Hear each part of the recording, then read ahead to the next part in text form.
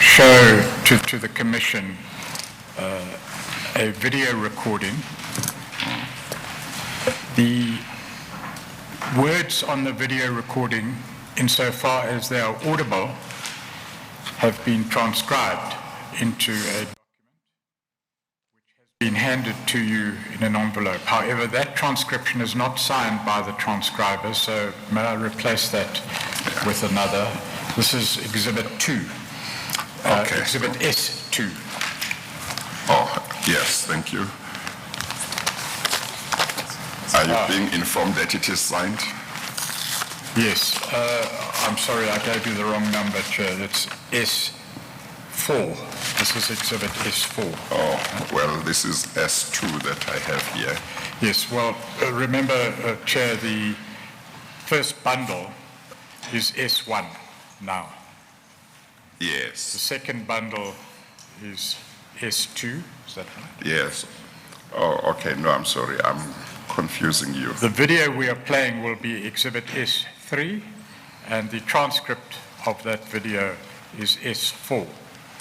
Okay, all right. That transcript should actually be placed into the bundle, but we'll do that at a later stage. Okay, thank you.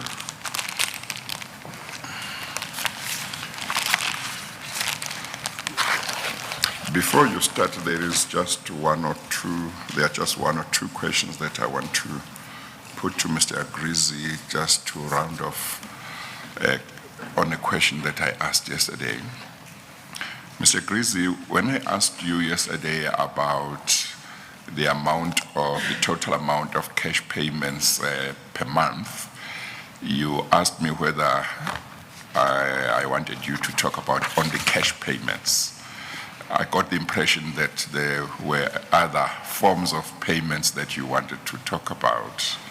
I know that you have given evidence relating to items of groceries and so on and so on. The question I want to put to you is whether whether the gifts that were paid out or were given to certain people were regular in the same way as the cash payments. In other words, were they like monthly as well, or they were given as occasion was considered to demand? Thank you, Chair. Chair, just to let you know that the payments were also for instance, hiring of vehicles, travel and that type of thing. They weren't regular in the sense that they weren't monthly, but they would happen quite often. I'd say every 2-3 months. Yes, okay, no, that's fine. And I think when I asked you the question about cash payments yesterday, I was talking about when you started, when you were given this responsibility for the first time of handling cash and keeping records. Now, the amounts that you told us about 4 million to 6 million per month. Yes. Did they relate to right at the beginning when you were starting to do this, execute this responsibility, or were those amounts the amounts as well when you left BOSASA? Chair, those were the amounts when I left BOSASA. And when you started on this responsibility, can you remember or can you not remember? I can't remember, Chair. Okay. I think it is in my affidavit, but I'm trying to jog my memory to get the exact Well, I've date. seen 4 million to 6 million in your affidavit as well, but I can't remember whether you do specify as to those payments having been, or that applying to the time that you left or much earlier. But, yes. But I think it's helpful enough for me if you say, at least by the time you left, they were, the BOSASA was spending between 4 million to 6 million rand in terms of cash payments per month in bribes. Thank you, Chair. Thank you.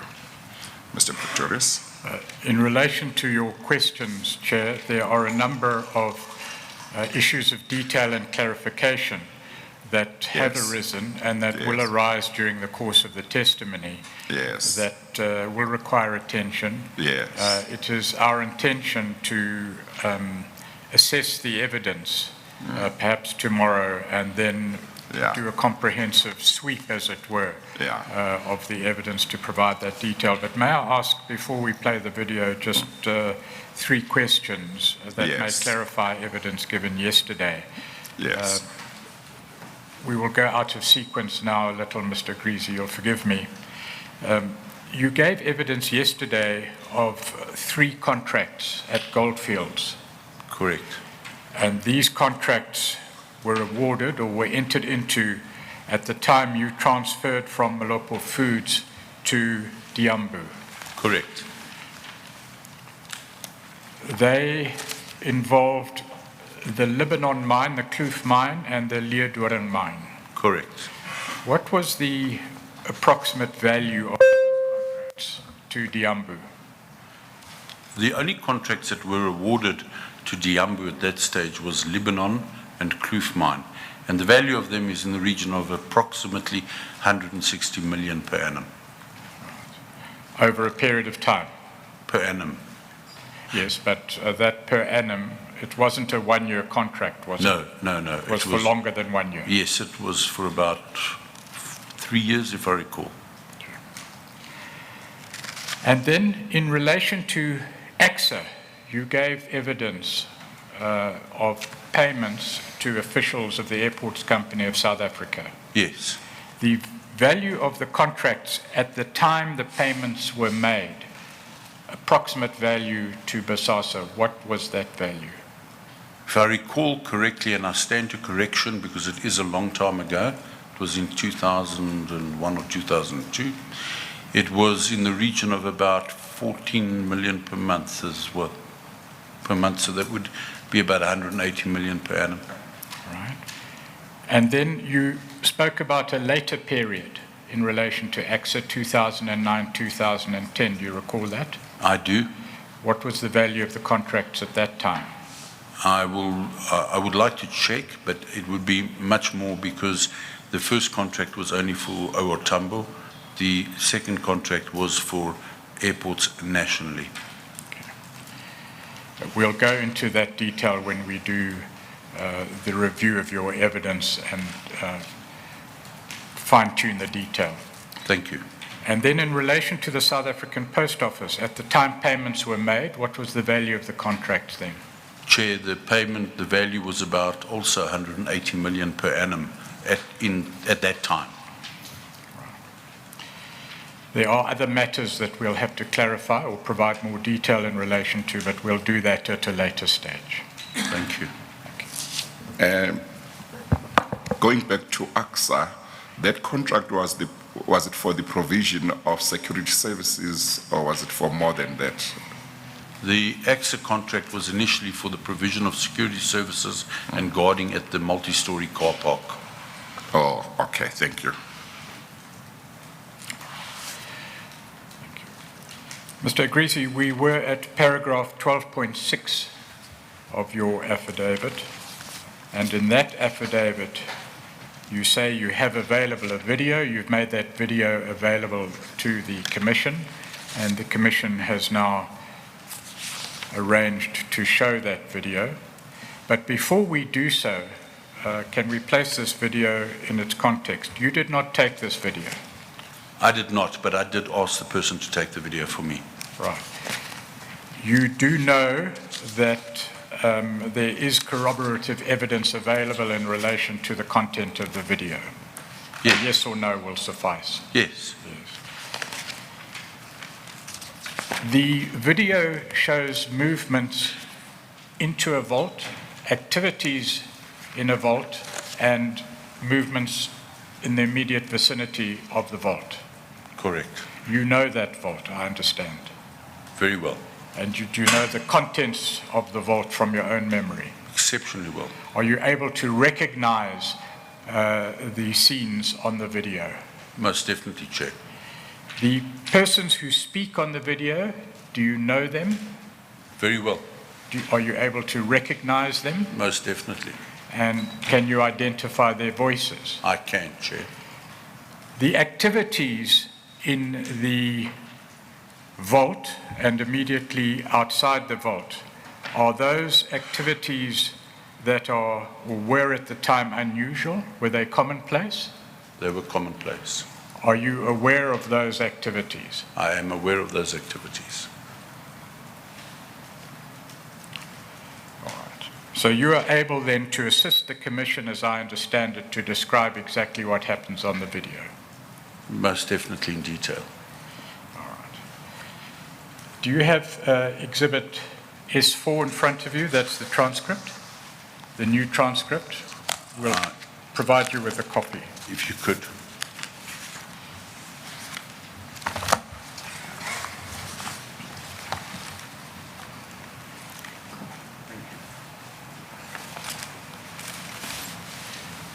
If you would bear with me one moment, Chair. Thank you.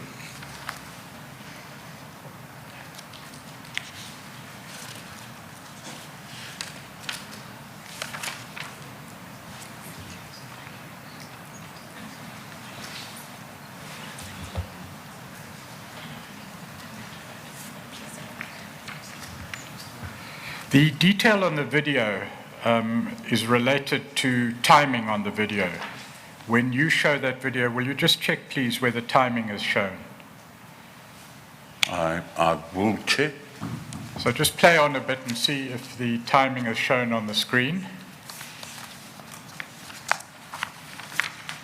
Excuse me, Chair, but my transcript does not have timing on it. No, I'm not talking about the transcript, Mr. Agrizzi, the actual video. Yes. You know that when one plays a video, Yes. on occasion you can see Yes. how many seconds or minutes Yes. have been played. Yes. And then one can go to a particular point in the video. Correct. Are those facilities available now? Yes, they are. All right, let's go to the beginning of the video if we can, and that is the screenshot on the screen at the moment. That image that you see on the screen, Yes. what is that? Chair, that is the safe inside the vault of the company secretary's office. And do you know Yes. what the writing on that safe was at the time? I do. What was it? The writing on the safe was to do with legal privilege because we were concerned that we'd be raided.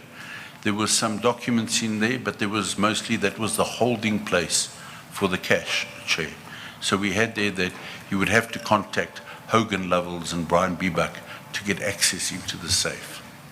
Because privileged documents were in the safe. Correct.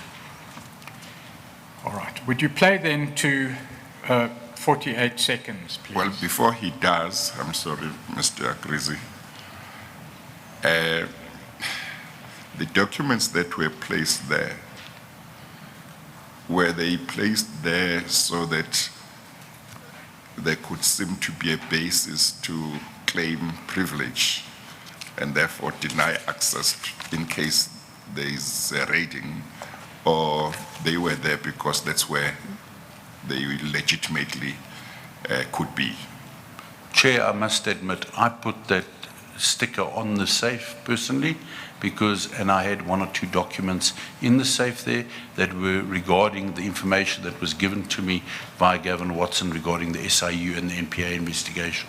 So that is one of the reasons why those documents were in that safe as well. So the documents that were sought to be protected by this writing were documents relating to the SIU and the NPA investigation. and the NPA. Correct. Were the documents that BOSASA had legitimately acquired? No, Chair. So they were there unlawfully. Correct. Thank you. Would you play the video, please? I will do. and stop at 48 seconds.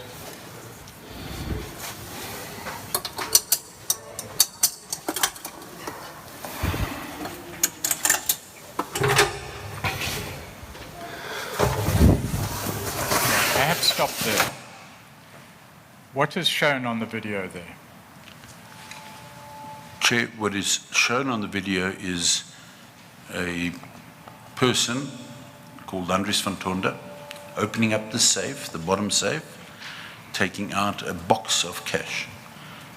All right. Well, as far as the video is concerned, he's taking out a box. Yes. Okay, just play on, it'll become clearer. Those shelves there, are they in the vault or outside the vault? They're inside the vault. Please play on. Okay, stop there. Is that the box to which you were referring? Correct. And you know from the video and your own personal knowledge the identity of the person who was holding that box? Most definitely. Who was he? Gentleman was Andries van Tonder. He What? was He was, the yes. CFO, Chair, Of? BOSASA. Please play on.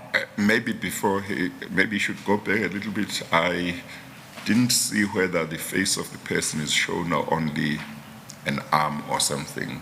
Can you just go back a little bit?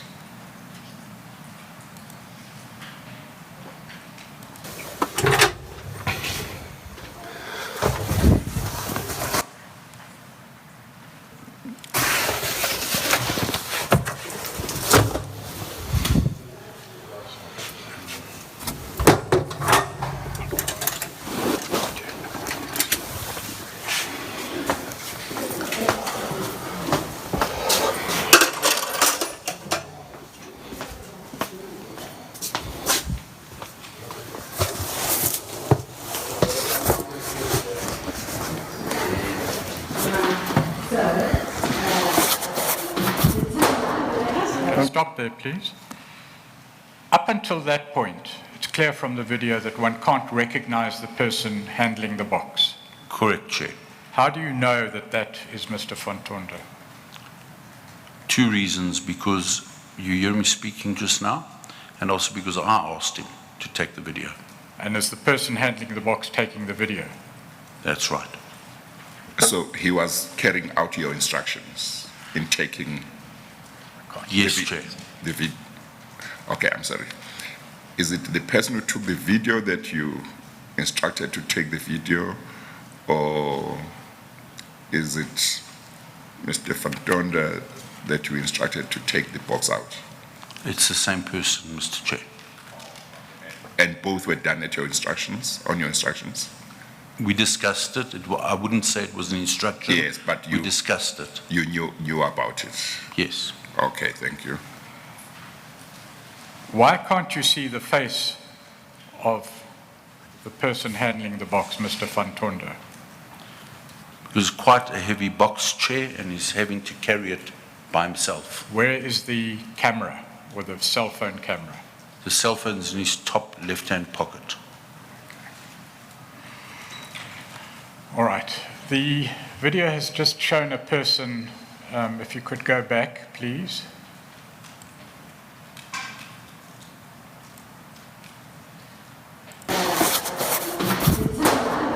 Stop. Who is that? That is at 48 seconds, I understand it. Correct. The person is the company secretary, Natasha Oliveira. Now, if we play to 1 minute 22 seconds, you will, during that section of the video, hear someone talking and someone outside the vault. Correct. Play it and then tell the chair, please, what is appearing on the video and who is talking. Will do. Thank you.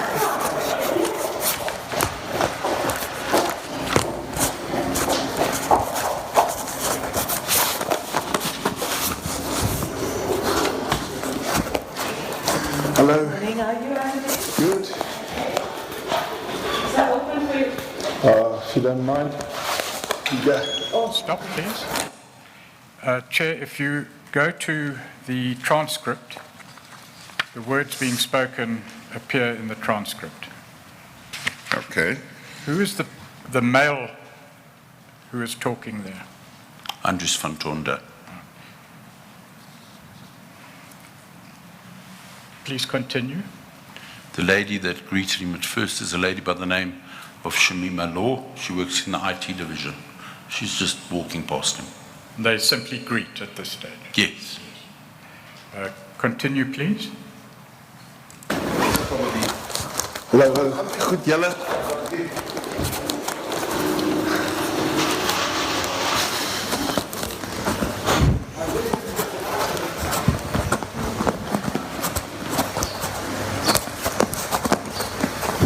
you stop there, please? What is happening now? Andries is walking, he walked out of the reception area and he's now turned left and he's walking past the bid office on the left and he's walking towards salaries and wages on the left and he would be turning right through the garden into Concilium's office. And what is the relevance of Concilium here? The vault is built behind the main boardroom in the Concilium office. So the only person that would have had access to Concilium once a month was Dr. Jürgen Smith and Carolyn Grammer, who did the wages for Concilium. But Gavin Watson had a key to get in and out as he wanted to. All right, so the box is being transported from where to where? The box is being transported from the secretary, the company secretary's office, vault, to Gavin Watson's vault. So we have two vaults here. The first vault is the vault that we saw in the first part of the video that you have just played. Is that correct? That is correct.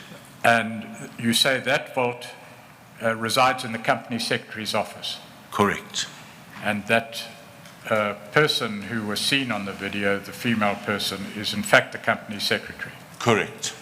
The box, and insofar as there's evidence necessary to confirm that, that's available, is being transported from that vault to another vault. That's right, Chair. And the latter vault is Gavin Watson's vault near the Concilium offices. Correct. All right. Let's just please play on to 149.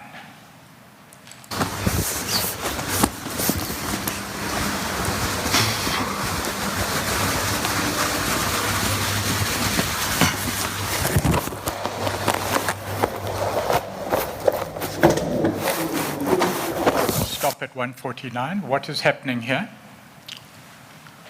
Andries van Tonder, there are two doors that he needs to go through. The first door opening it up to the office block. The second door would be going to the vault, which was always hidden, all vaults are hidden behind false walls or doors. Right. And if you could just play on to 149 or 150. Stop there, please. Just go back.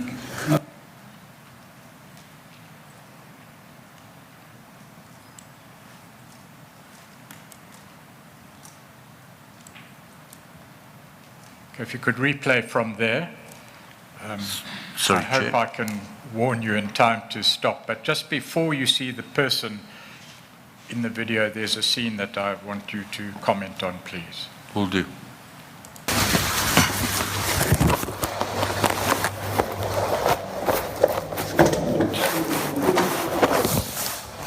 Stop there, please. That sign there, where does that sign exist? Sorry, Chair, I just want to get it clear for you. Okay.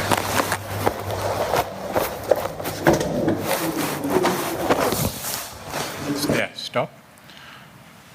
Where are we on the video in terms of minutes and seconds? 146. You Chair. saw there a notice on a door, on what looks like a door. It is exactly the same notice that I mentioned earlier on the safe. That is the vault door. So that is the door to Gavin Watson's vault. It has the same sign regarding privilege, attorney-client privilege, as existed on the safe in the Secretary's office. Correct, Chair. All right, just And play for it. completeness, you told us yesterday that there were about 8 vaults. Do they all have this writing? Correct, Chair. Okay, right. And they have documents inside? Correct, Chair. Okay, thank you. Just play on for a second, if you would.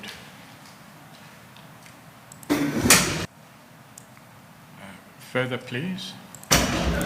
Stop. You see there a olive green or grey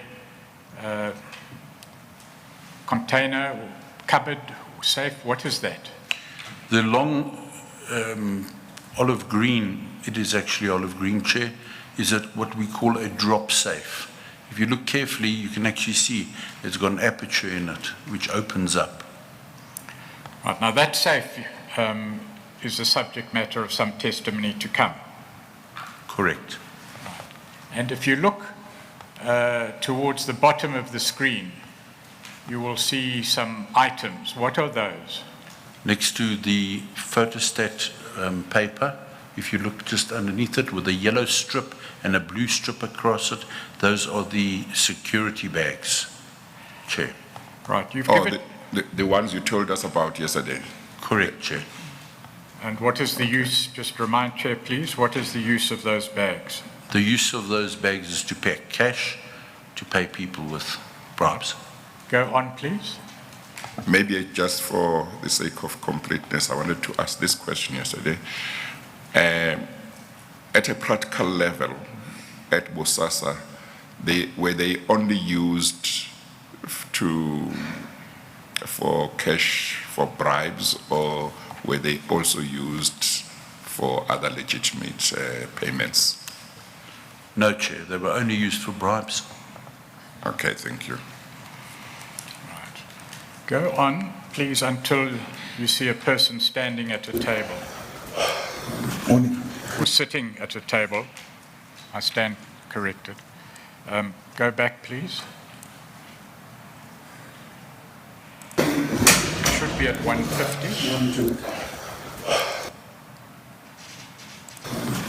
Stop, please.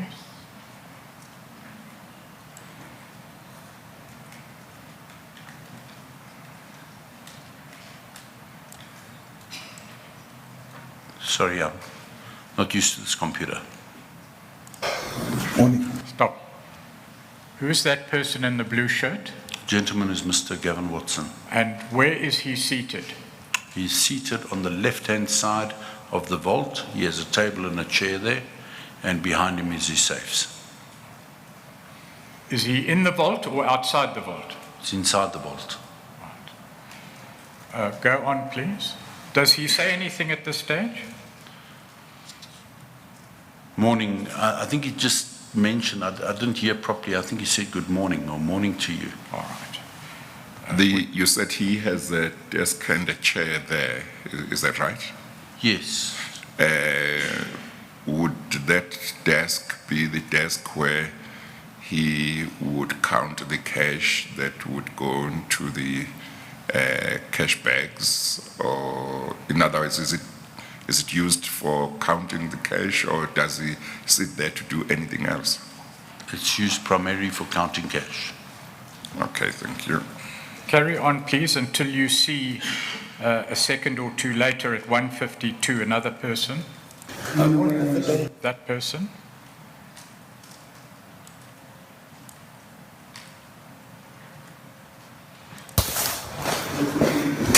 My apologies. Take your time, please. It's evidence that we must do properly. We don't see his full face, although that's probably really because of where you stopped on the video. Yes, just try again.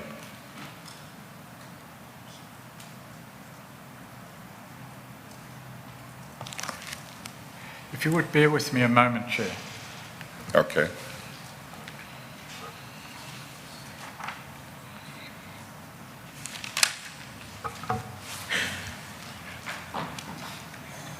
I'm told that by our expert, we don't have a facility that allows frame-by-frame movement on the video. So if you would just bear with us, Chair. Okay. Okay. In the video now, immediately after the scene where Gavin Watson is seated at his desk, you see another person. Who is that person? That is Johannes Gumedi. And where is that person seated? He's seated at the desk. There was always a spare chair there. There's only 2 chairs in the vault chair. He's seated at the one chair at the same desk as Gavin Watson. All right. And that is at 152. Am I correct? Correct. Is that the clearest picture of his face that we can have here on this or not? I think further on it gets a bit clearer. Okay, all right. All right. Behind him, there are some items in the shelves. What are those items? Those are very confidential files.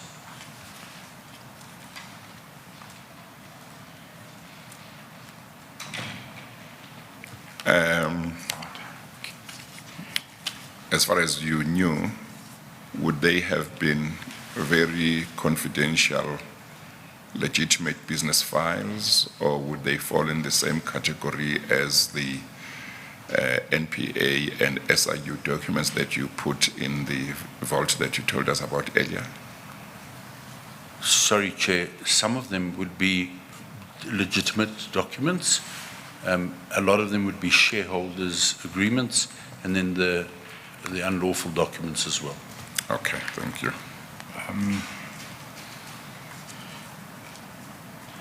Members of the legal team's eyes seem to be sharper than ours, Mr. Agrizzi. Would you go back, please, to the scene where Mr. Gavin Watson is seated at his desk? That's at 1 minute 50 and 1 minute 51.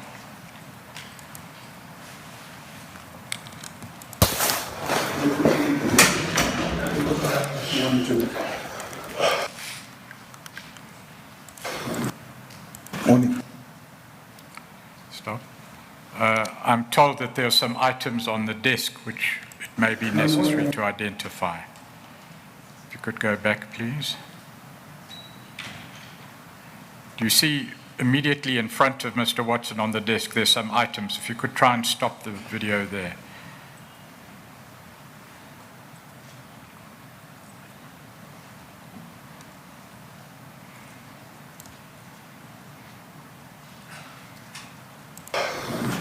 Stop.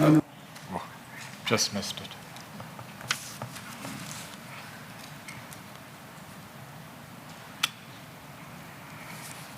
Sorry, I'm just trying to... Chair, may I ask if you would bear with us for a moment? Yeah. We do have a person skilled in these technological matters. Yes.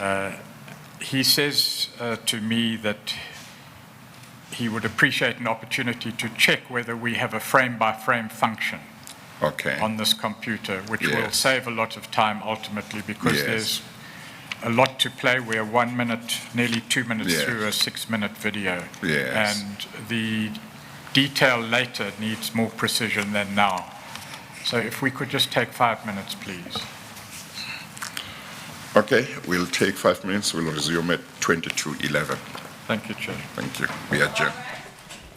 Okay, as we've been talking about this video that's been submitted as evidence, it's an exhibit that's been going through it frame by frame in order to understand what's happening. Advocate Pretorius there wanting to be precise and asking the judge to take a break so that they can bring in an expert who can look to see if they have that capability. So currently I understand it is Mr. Agrizzi that's currently controlling that, isn't it? Yep, that's what it looks like, showing us, as they say, frame by frame, talking about scribes that are on the wall to say that it's legal privilege. You cannot open this vault without the involvement of Hogan and Lowell's. So those are some of the revelations that have come through thus far. Some more will be coming in. This is...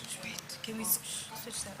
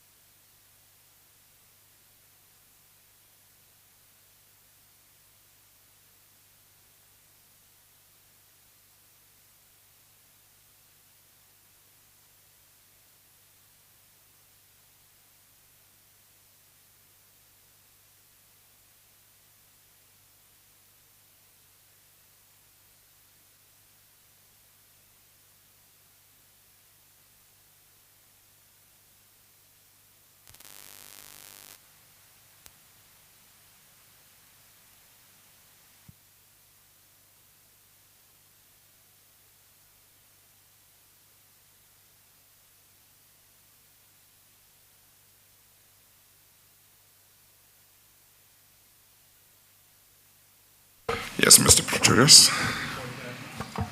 Thank you for that opportunity, Chair. Mr. Agrizzi,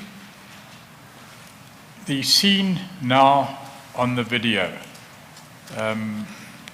is at what timing? Chair, the timing is 1:51.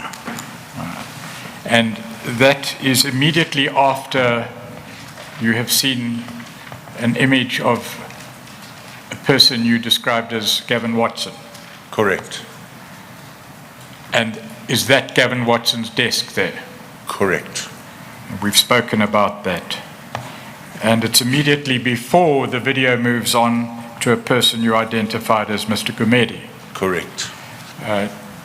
Do you see what is on the desk there? I do, Chair. It is money in a bag. Right. A pen and what seems to be a paper or list. Please just raise your voice, I think, because you have moved back, so it's not coming across clearly. My apologies, Chair. Yes, you say there is money in a bag. Yes. If you look on the table, there's a plastic bag, and there is money inside there. There's 100 Rand notes, and there's a pile of 100 Rand notes on top of a piece of paper, a pen, and what looks to be like a cell phone next to the pad. Now, it would be difficult to conclude just from what we see on the video that those are 100 Rand notes. Are you relying on other information or memory to say what you say? Chair, we used to get the money in either hundreds or preferably 200 Rand notes. And the color of the two the colors are different. You can see the difference. The plastic bag that is on the desk there, I assume is not one of the bags, the type that you told us about yesterday, because this one seems to be transparent. You said those other ones are not, or am I mistaken? You're 100% right, Chair. That plastic bag is over those notes because those notes come in packed. I think it's R1 million in one big bag, which is wrapped by the people that collect the cash and that type of thing. Okay, thank you. Mr. Agrizzi, would you play through to 1 minute 57 seconds? We've dealt with some of the scenes already in evidence, but if there's anything between there and 1 minute 57 seconds that you feel you wish to comment on, please do so. Thank you.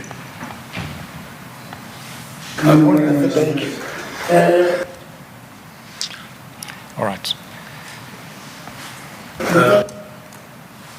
If I could just rewind it. Shift and back.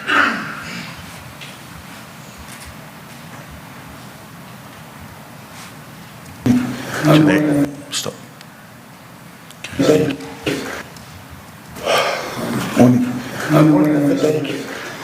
Stop.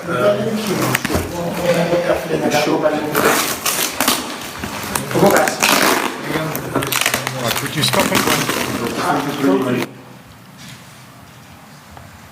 My apologies, Chair.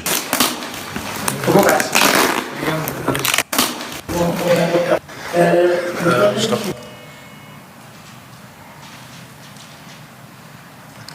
No, leave it. I'll do it. Okay.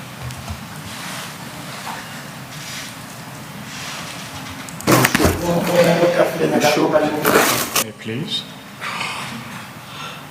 The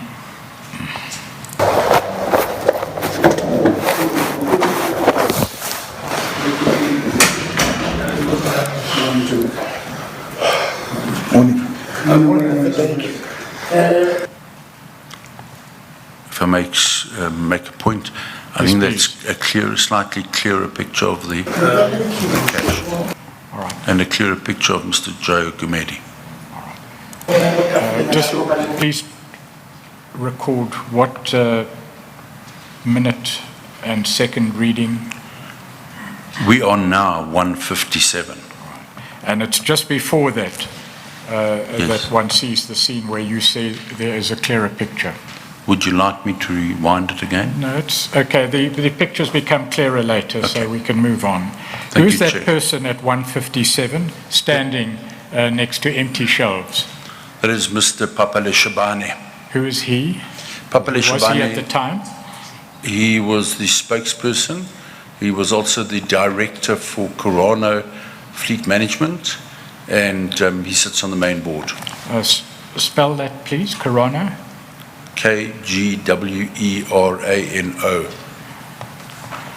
If I may add, Chair, they provide vehicles to government on the SMS scheme.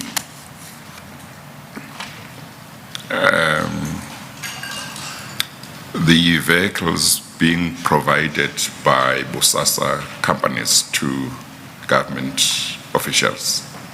Correct.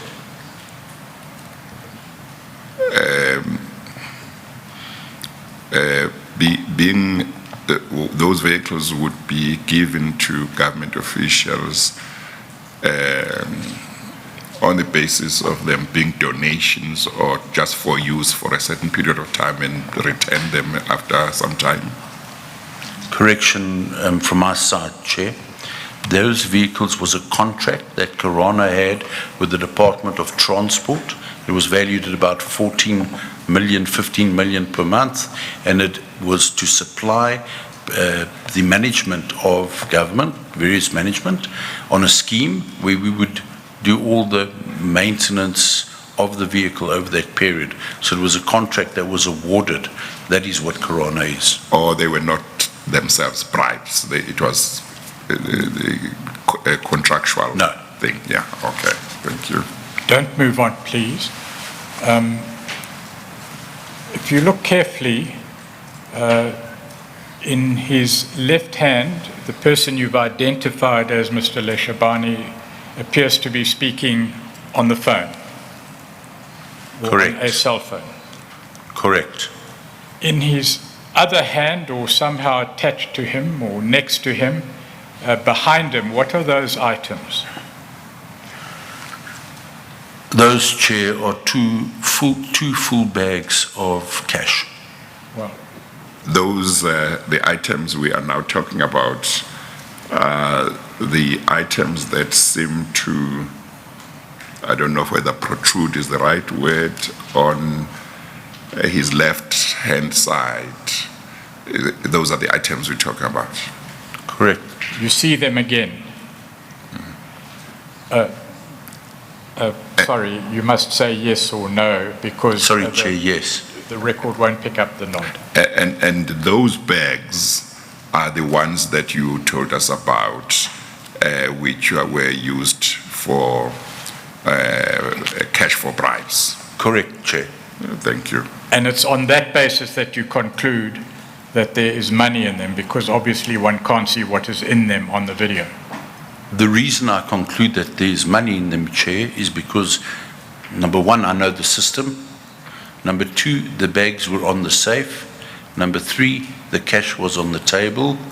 And number four, it's being carried out. There's nothing else that you carry out in a bag like that.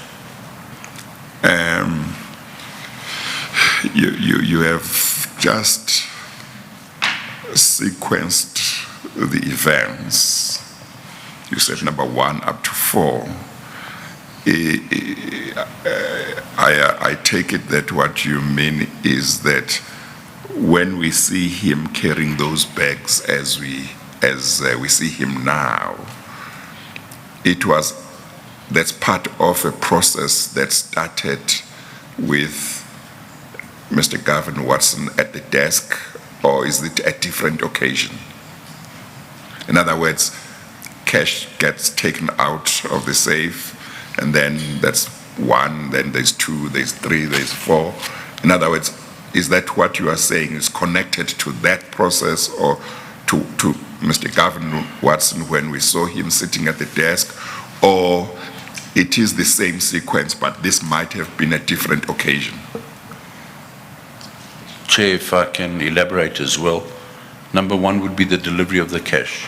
Number two would be packing and reconciling into the safe. Number three would be notifying from either director that they're coming to collect cash. Number four would be to count the cash with the person, pack it in the bag. Number five would be for the person to take the cash and to go and deliver it. Number six would be the delivery. Thank you very much. And as I understand it, you're saying that the scenes you have described as they appear on the video are consistent with the system of which you are fully aware and which you conducted yourself? Correct. Would you play through then to 2 minutes, 16 seconds, and if there's anything in that period that you wish to highlight to the chair, please stop and do so. Okay. I'm sorry, Mr. Agrizzi. Just before you move on, I think I just want to have this clarified, but I think you have said it, but I want to be sure about it.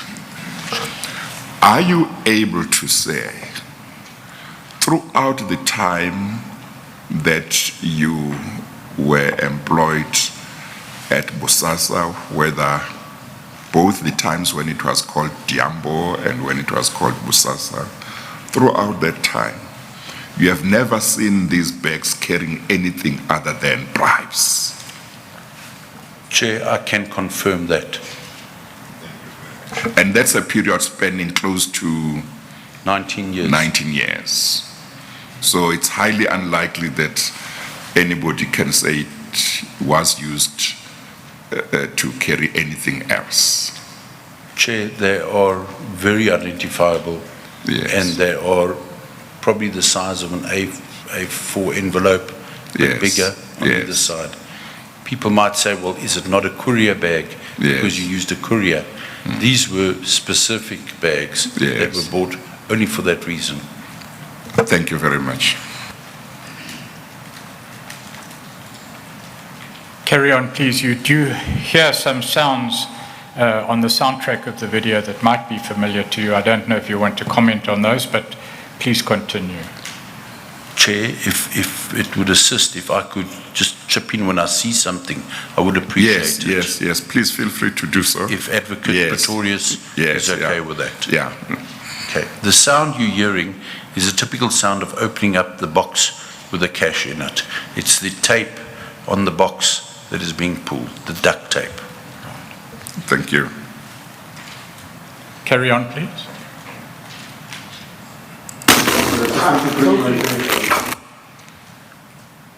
I would just like to stop there. On the left, you'll see the drop safe, which had the aperture in it. The olive green safe you spoke about earlier. Correct. Is it the same safe? It's the same safe.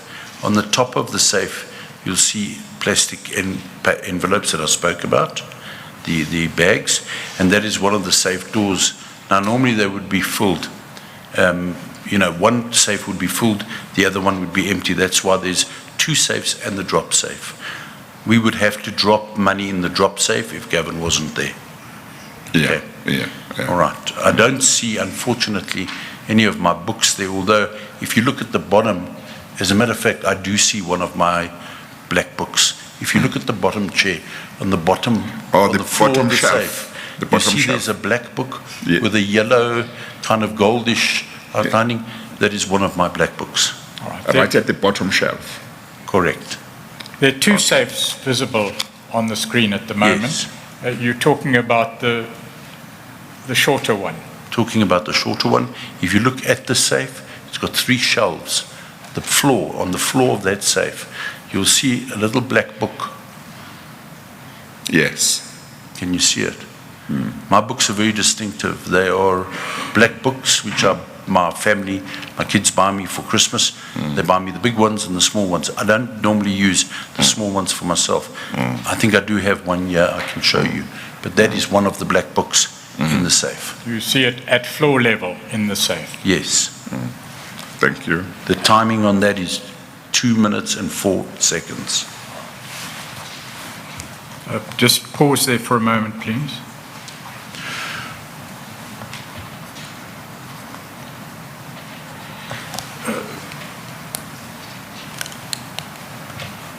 Would you please tell the Chair what is a drop safe? Chair, a drop And what safe. purpose does it serve? A drop safe is a safe that has a small aperture in it, and it's got a flap so that you cannot retrieve out of it, but you can drop into it. So often I would have to, if Mr. Watson was not around, because he was the only one who had a key for the safes. If he was not around, I would have to go and drop money into the drop safe. And he would then take it out of the drop safe and pack it in the other safes when he was around. I would always make sure the company secretary had the keys for the safe, for the vault. I would be able to get into the vault and then place the money in the long drop safe. And you have an anecdote to tell, I believe, about how easy it was to protect your hands or otherwise. My hands are pretty bruised from all the years of dropping money in the drop safe, Chair.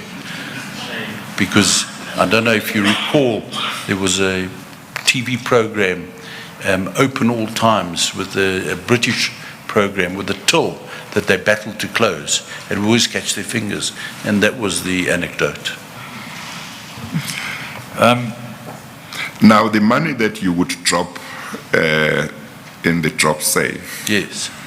would it be money that was coming from the banks, that had been withdrawn from the banks, which would later on be used as bribe money, or coming from other BOSASA entities, or from where cash could be obtained? Chair, we cover the cash later on. I cover it in my affidavit. But I can tell you that initially, in the early years, yes, cash was drawn from the banks. But then it just got too much, and it would come from cross-border.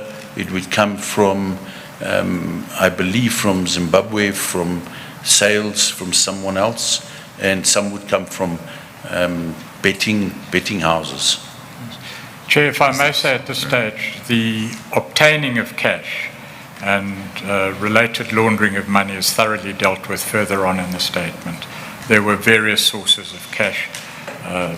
No, I was just wondering where it was coming from, because I was doubting that it could be coming from the banks. Yes, you're correct. Chair. Okay, all right, thank you. All right. Can I continue? Proceed, please.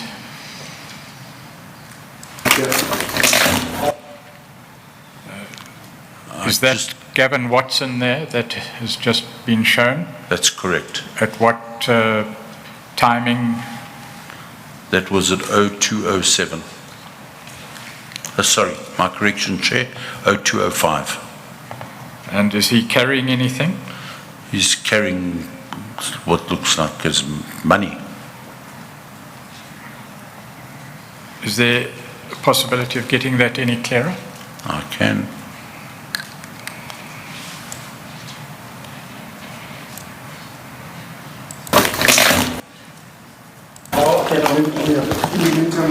Are you able to confirm what you saw in that clip?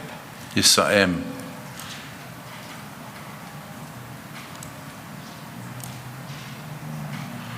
There, at that point? That's right. What point on the video is that? That is 0205. And If you give me a second, I'll tell you how much more or less it would be. 50, that's 100,000 rand. Tell us how you can tell. Chair, because I Or used you did a lot of these. it was part of my job. In the one hand, you'll see there's 3 elastic bands, small elastic bands there. Then there's 1, 2, 3 piles. Then you've got 2 smaller piles of 5,000 rand each. A pile would contain 10,000, and we would pack, as a rule, 5 together with 1 elastic band around it. If you have a look there, the elastic band is around it on the bottom one. On the top one, the elastic band has actually come loose. Okay, thank you. So Mr. Watson is carrying money, and you are able to say exactly how much it is. Yes. Yeah, all right, thank if you. you play on to 216, you will hear some words spoken by a particular individual, and I would like to ask you to stop there and tell the chair what you see and hear. But if there's anything between 2:05 and 2:16 that you feel you want to comment on, please feel free to do so. Chair, I just want to mention, I can't see the time on those screens, but I can see the time on this screen. So I might miss it, but I'll then go back. Yeah, that's fine. That's fine.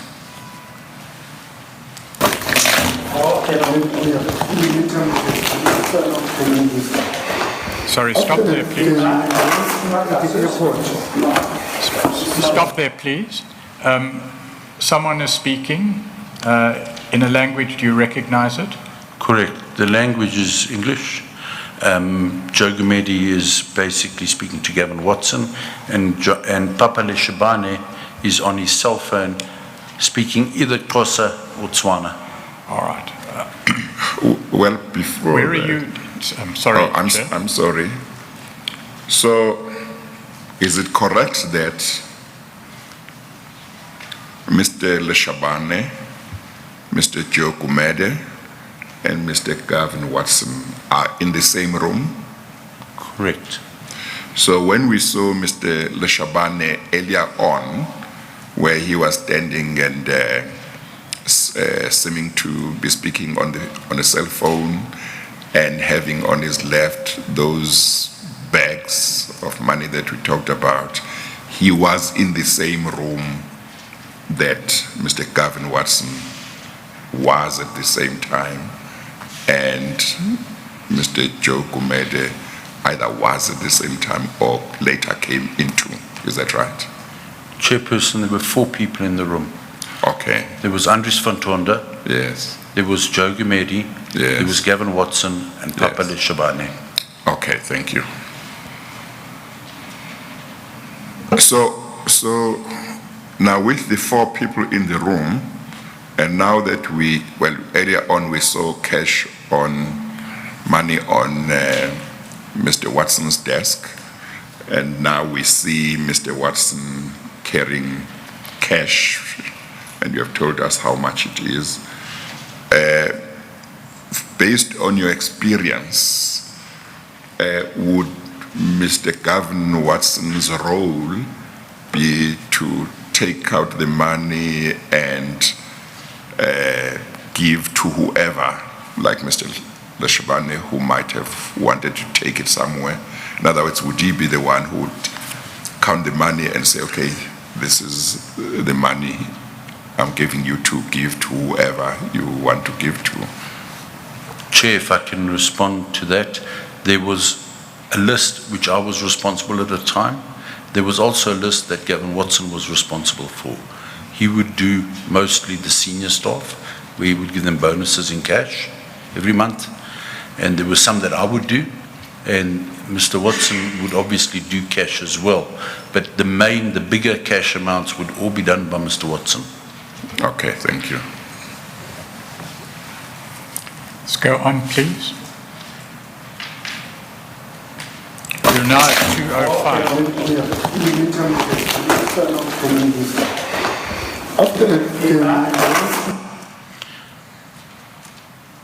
Chair, if I can interrupt you, I don't want to make a point of anything, but I think it's important we watch now, because Papa Leshabane now leaves the vault with the bags.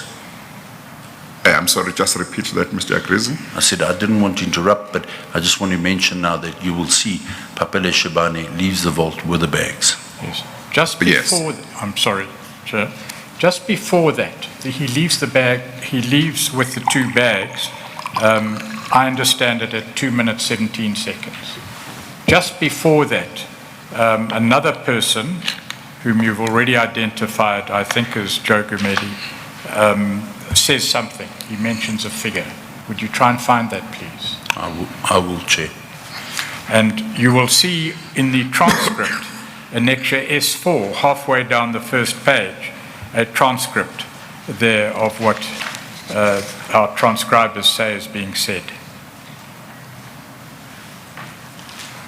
Can I proceed? Yes, please. Before you proceed, you have told us that there are 4 people in the room there.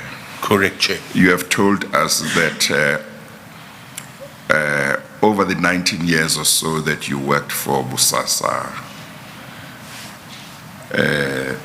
these bags were used for nothing else but bribe money. Correct. Now, are you able to say very positively that each and every one of the 4 persons in that room knows exactly what this money is for? In other words, nobody can claim that it's for something else. Are you able to say that very positively? Chair, I'm willing to say that extremely positively and to bet all the money that's in the safe on it as well. Thank you. Yes, you may proceed. Thank you. At the airport, 10,000. But then Stop when there, please. What did you hear there on the soundtrack? Johannesburg Committee is asking for an extra 10,000 rand. Carry on, please. I just want to mention that there you can actually see the bags, and you can see that they've been packed pretty full. All right, so you say that the soundtrack shows or has a statement that is audible, and the words 10,000 are clearly audible. Correct. Who, to your knowledge, says that? Johannesburg Committee. Do you recognize the voice? Clearly, we, Chair, if I can add, myself and Johannesburg Committee had a very close relationship. We went on holidays together. We went to Italy together. His kid came with us on driving expeditions. We were very, very close. So you know his voice? Yes, I do. All right. Now, at the screen shot now visible on the video, who is that? You see his arm, but you've seen these scenes before and after. Chair, the arm is that of Johannesburg Committee. And are you sure of that? The arm of the person in this position is Johannesburg Committee, and the person behind Johannesburg Committee is Papa Leshabane leaving the safe. And what do you see at the bottom of the screen? At the bottom of the screen, I see 2 money bags full.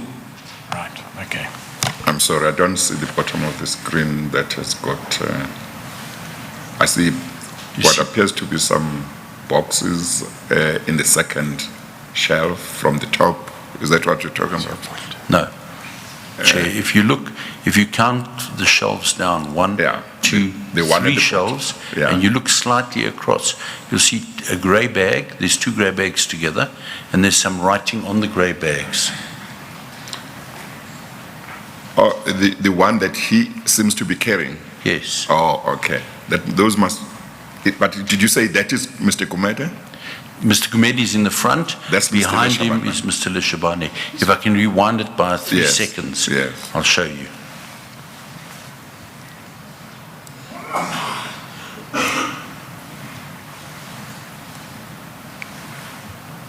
after the at the airport, 10,000. But then when did Okay. Can I ask you something else? I see that Mr. Gavin Watson, Mr. Joe Kumede, and Mr. Leshabane are all wearing what appears to me to be grey shirts. I don't know if the pants are dark. Was that the uniform or what? Chair, the uniform was a blue shirt with a tie. It's all blue shirts. We wore uniforms as a company. I'll wear my blue shirt. I can show you. Oh, is what I call grey blue. That's It's blue. French blue. Okay, all right. Thank you. I'll wear So one. it was uniform?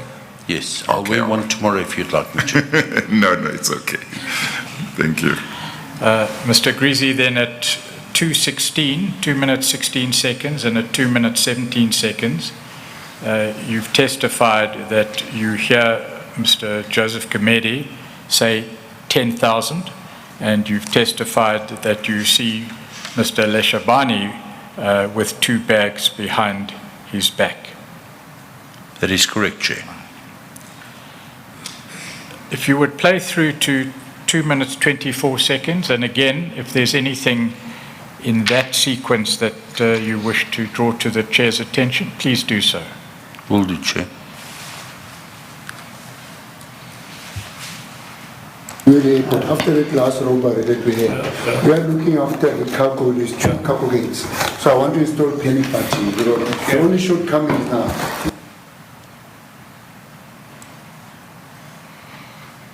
All right. So I want to install penny patching. The only short.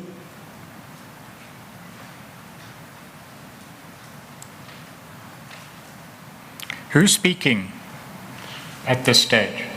Johannes Gumede is speaking. All right. And if you look at the transcript, that's Exhibit S4, and in the middle of the page, you see words attributed on the transcript to Joe Gumede.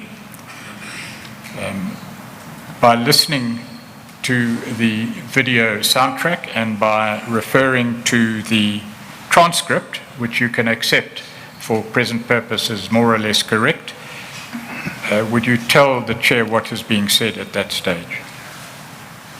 Chair, sorry, could you repeat that for me, please? Right. Chair, I don't know if you want to play the video through and then take the short adjournment, or whether you, so that the witness can just have a look at the video in the break, if you want to take the short adjournment now. I'm easy. Maybe it might be convenient to finish the video. I'm not sure. You have a better idea of how long?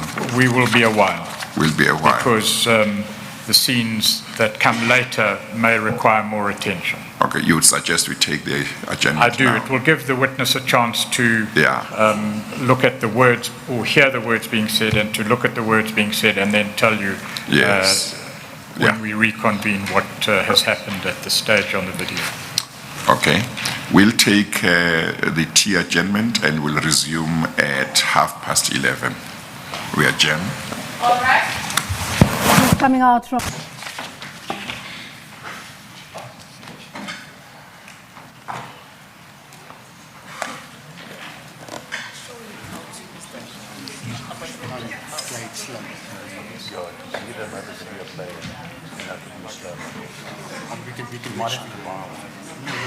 This one can all slow motion. Is there any way that you can use the mouse as a pointer? Yeah, because, and you know what the problem is, I'm looking there, and then I'm trying to stop it there, so I can't see the time on there.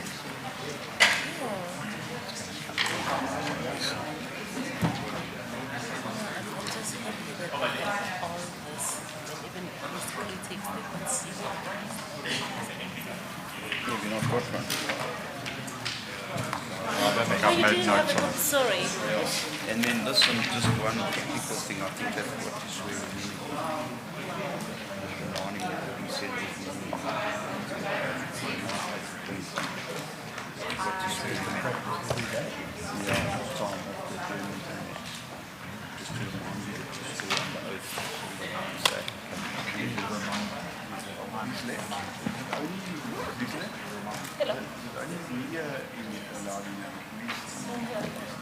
No, even the general public is allowed this. But they're checked that bring the ID and don't carry it. Yeah, everyone is allowed. It's an open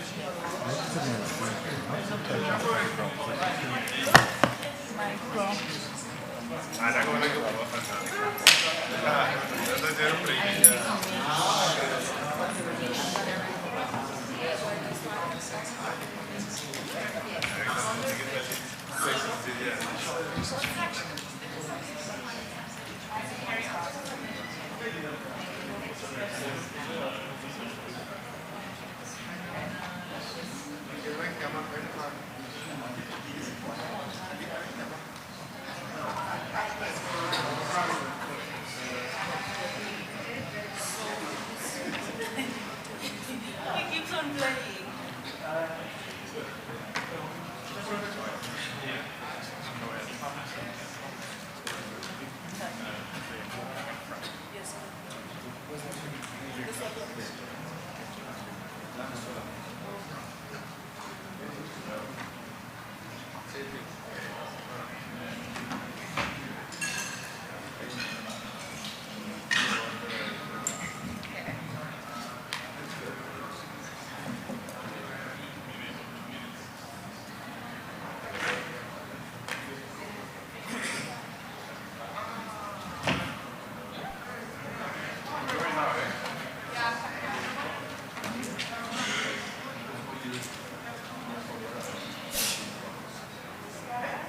know, that's something I've kept in the whole sense.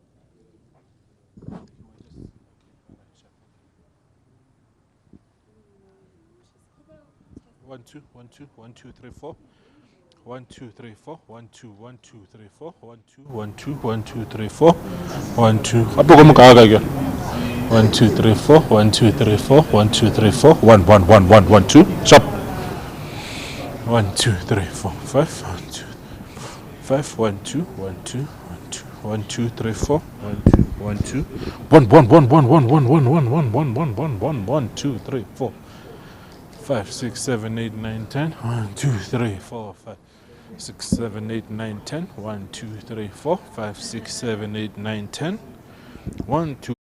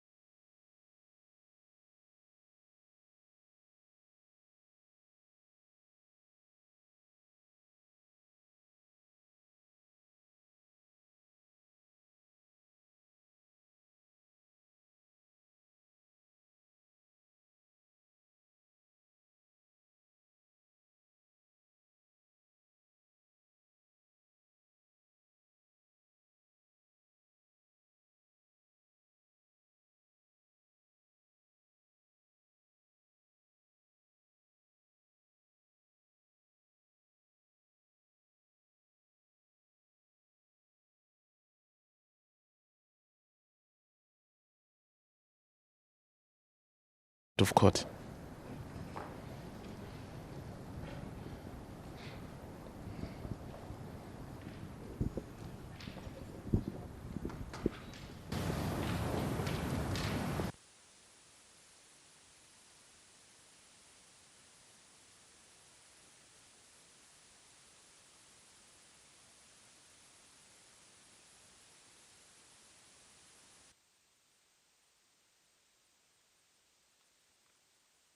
Mr. Agrizzi has expressed to me a concern that he wishes to relay to you. I know something of it, but I think it best that he relays it to you directly. Yes. Thank you. Mr. Agrizzi. Thank you very much, Chair. Thank you, Advocate Pretorius. Chair, I just need to relate something that happened, and I didn't want to say anything until everything had been verified. Yes. As you know, I've been receiving numerous threats and that type of thing. About 4 years ago, I employed a gentleman from the SAPS. He was in the special team of the SAPS, I was told. His name was either Captain or Colonel Solomon Sechale. Yes. He left the police force and he joined BOSASA, and we used him in security. I didn't deal too much with him because he reported to one of the directors, Johannes Comedy, directly, and to Gavin Watson directly. He subsequently was made a director of one of the companies. I was a bit concerned yesterday, but I wasn't sure of my facts, that Yes. when I went for the lunch break, he was standing outside with a group of policemen. They were in uniform, he was not. Oh. I then asked to verify, because I did not Yes. just want to make an allegation. Yes. He was most definitely here. Yes. And to me, it's concerning that they Yes. report to me as well that he didn't go through the normal accreditation and he Yes. slipped in on his old police ID card. Yes. So that is concerning. Yes. No, thank you very much, Mr. Agrizzi, for bringing that to my attention. Mr. Pretorius, will you direct some members of the legal team to be in touch with, or the secretary? I see Reverend Stimela is here. I have received a report, Yes. Chair, and I'm aware that investigations are underway. And a Yes. full report will be produced by the Commission's security personnel. Yes, and is somebody attending immediately to tightening the security in terms of people coming in and out, or coming to the hearings in terms of what they show and so on? Chair, the security is as tight, yeah. as can be, Yes. but there are obviously occasions on which Yeah. it can be avoided or evaded. Yes. And this appears to be one of those occasions. Yes. Mr. Agrizzi says a police card, Was used. an expired police card was used Yeah. for the person to gain entry. Yes. There may be more evidence about the role and function of that particular person in BOSASA's history, Yes. but perhaps we should investigate fully and verify the allegations fully before reporting to you as a legal team, but we will do so.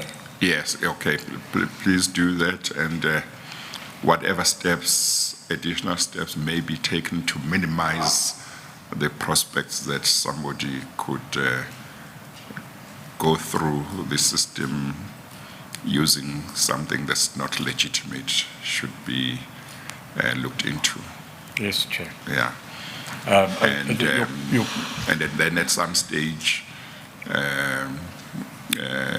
it's just that I don't know at what stage the report from that investigation will be available, but it will be important that Mr. Agrizzi also gets to know what the investigation into that incident discovered.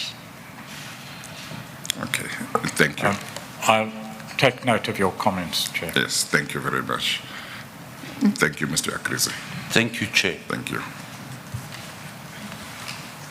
Just bear with me a moment. Thank you, Mr. Agrizzi.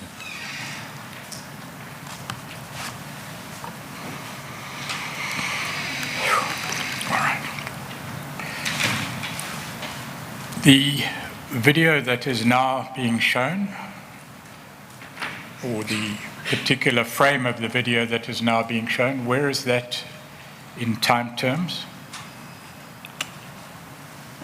I will put it up on the board. It is 0216. All right.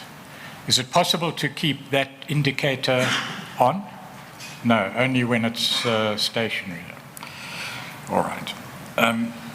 At around this time, 2:16, the person you've identified, or the voice you've identified as that of Mr. Joseph Gamedi, is audible. Have you checked what is said on the transcript with what is audible on the soundtrack of the video? Yes, Chair, I have checked. But if I may just add, when I mentioned earlier, it just came to my memory now, when I mentioned earlier the grey bags for cash, the grey bags were only used for cash. Sometimes there were certain people in the staff, which I mentioned later on in my affidavit, which get cash as well. Those were put also into grey bags, just so that you're aware of it.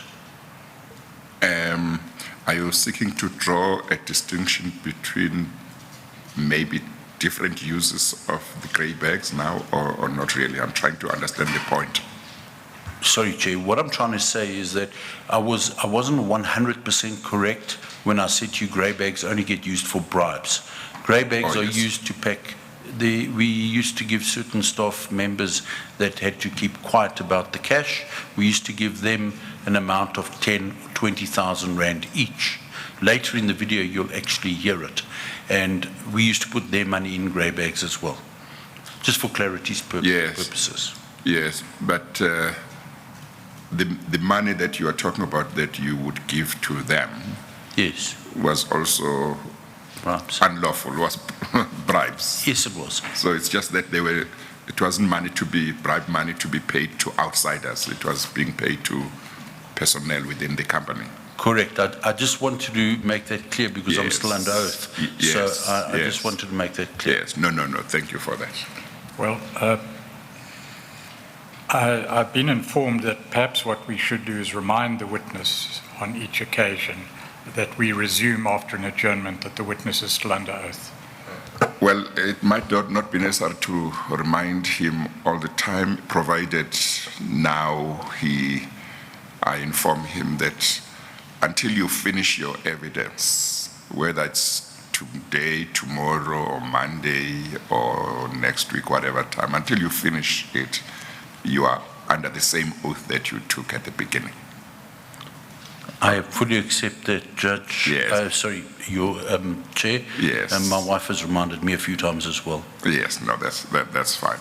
It's important to just mention so that there is no misunderstanding that oath applies throughout. Thank you. Perhaps we should just summarize then your evidence in relation to, firstly, the use of cash, and secondly, the use of the grey security bags. In relation to cash, and we've seen that cash, and we will see more on this video. What was the use of cash? The use of cash was from the safe, was used predominantly for illegal activities. In short, bribes, as you've described it. Correct. The use of the grey security bags was used to pack the cash in that was used for bribes. And paid both internally and externally, external to the company. Internally and externally. You've also mentioned the word bonus yesterday and today. Yes. Now, if someone was to come along and testify that your evidence is entirely fabricated and that all this cash was packed in grey security bags and given as bonuses as part of employees' terms and conditions of employment, what would your response be? Why not just put it on our payroll? Right. But factually, would it be correct or factually incorrect? If I can add to that, Chair. Yes. We used to pay a 15% premium to get the cash. Yes. Because the cash was laundered. Yes. So if you wanted to pay bonuses, it would be better, safer, and more cost-effective to do it via the payroll system. Yes. When I was referring to bonuses, I should have used the word bribe. Because Yes. what we're actually doing is we are bribing the people to keep quiet about the corruption.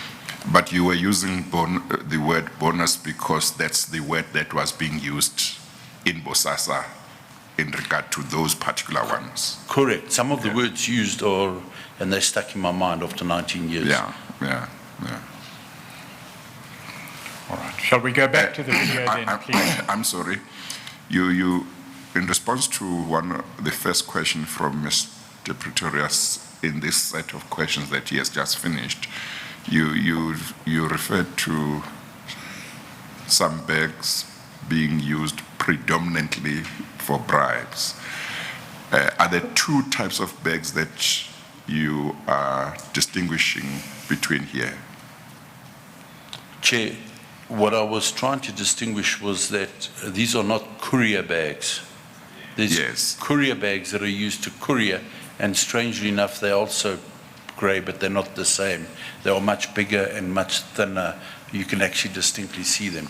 It's a pity that I cannot get a bag to show you, and you could see the difference. Yeah, no, no, let me just make sure. I just want to make sure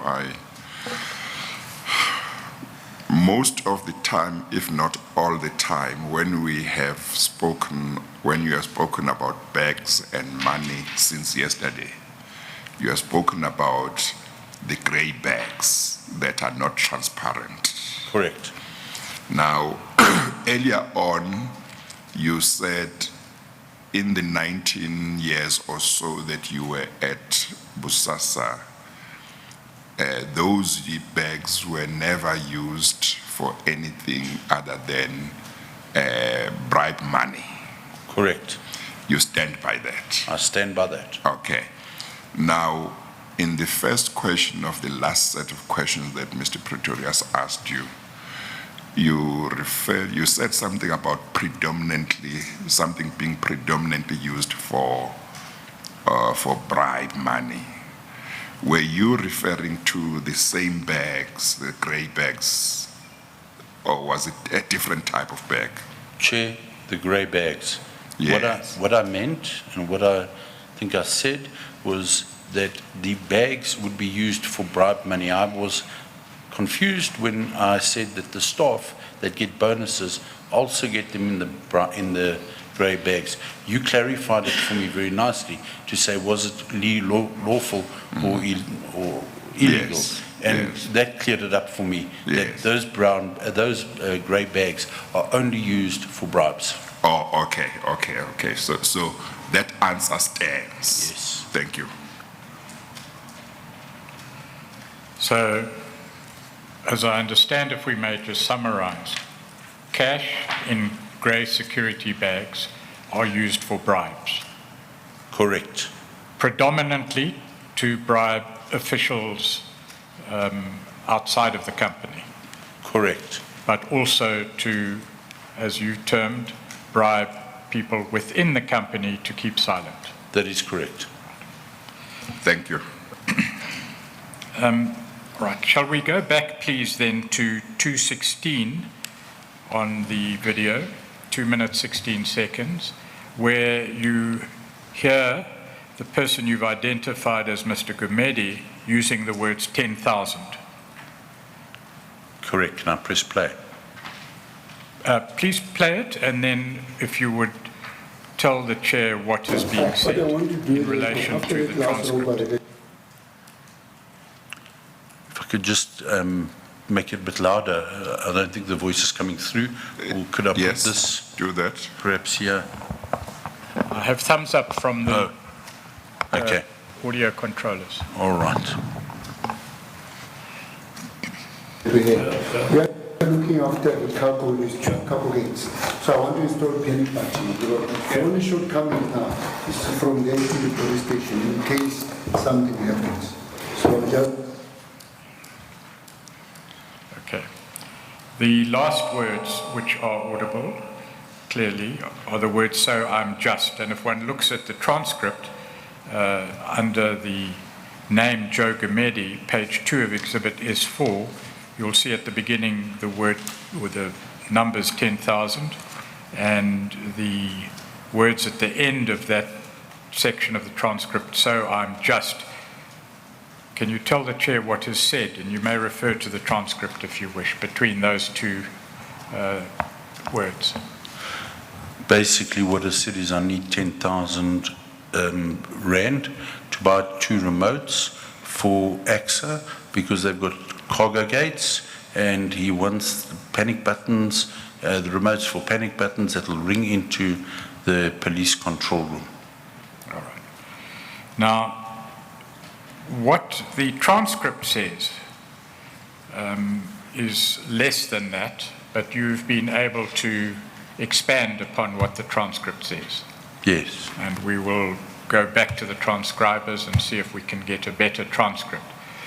But you've told the Chair that really this money, according to Mr. Gumede, is for 2 remote controllers, 10,000 rand for 2 remote controllers. Would you comment, please? Doesn't make sense because, Chair, we've got an internal, they have got an internal, fully fledged technology department that makes up remotes, gates, and panic buttons and that type of thing. So I don't understand why they would buy 2 remotes, and I cannot understand why they would have a remote in the police offices, as he says. It doesn't make sense to me at all. Could it be a code language for something? Could very well be. All right, so on the face of it, 10,000 rand is requested in cash for payment for 2 remotes. What would the normal process be for procurement of equipment such as that? What would happen is that the unit leader, who is an operational person, not a chairman of the company, would request on a purchase order. He would have to write a motivation. When I was there, he would have to write me a motivation, attach a purchase order, 3 quotations, and then I would then refer that to Sondolo IT at that time, and I would use a specific person to go out and see what the need was and to put in the proper system, especially if you're talking about cargo gates at the airport. I mean, that's a serious place. And if you remember, we had a raid at one of the cargo gates. You'd follow proper processes to do it. All right. What is the cost to your knowledge? Well, before we ask you that, do you have experience of the items required in security installations? Do you have experience of the cost of those items? Most definitely. Right. What do you say to the proposition that 10,000 rand is required for 2 remotes? Well, just to give you an indication, you can buy a remote transmitter and a receiver at Builder's Warehouse, and you can buy it for about 300 rand. So both would have maximum cost you 600 rand, and if you put long life batteries in there, probably about 700 rand in total maximum. What position in the company did Mr. Gumede occupy at the time? Chairman. Is it normal for the chairman of the company to request from someone such as Mr. Gavin Watson cash to buy remotes for use at an installation where BOSASA is active? That's what's so strange about it, Chair, is that normally he would just pick up the phone and say, I would like a system in, and it would be done. And the other people would follow the right processes. Well, then the question that arises is, according to your evidence, all 4 persons in the room, the vault at the time, knew what was going on. Why would it be necessary to say things like this, which on your version at least are highly improbable? I can't understand it either. I'm sorry, I can't answer that question. I'm not. Well, perhaps Mr. Gumede would assist us at some stage. Would you continue then with the video, and please be aware of our invitation to stop at any stage. I just want to mention that I can't view the time here anymore. So I will I'll try and count it out. Where would you like me to stop? 2:24. So for me, that is just to secure this area, just only sound. Joe, I told Joe, he's getting more. Sorry, Mr. Chair, it does not show the time. It shows the last time of the last. We can see the time now. That's 2:16. Yes. If you would go on, please. At 2:16 is where Mr. Gumede speaks. I would just like to see. It records the last time. It doesn't give the actual time. All right. Can I make a suggestion, Chair? Yeah. That you tell me at the scene to stop at the scene and not at the time. Yeah, that should be fine. Because I wanted to check on, because I'm sitting on it today, I wanted to check what is standing in this. So give me a clue. Now that I spoke to you. Okay. Is it right, man? I'm coming to check. Stop there, please. Someone leaves the room. Do you know who that is, or leaves the vault? The person that leaves the vault is Mr. Johannes Gumede, the chairman of BOSASA or African Global. Could I just rewind it just a little bit, please? Yes, Chair, I would like to show you something. Yes, sure. Okay.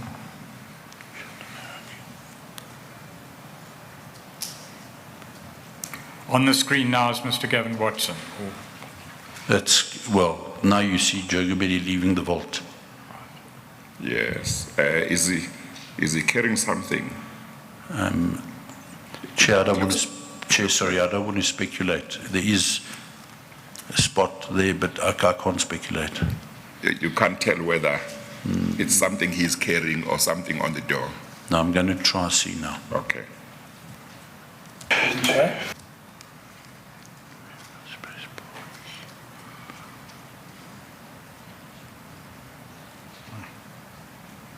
We now have a frame-by-frame facility.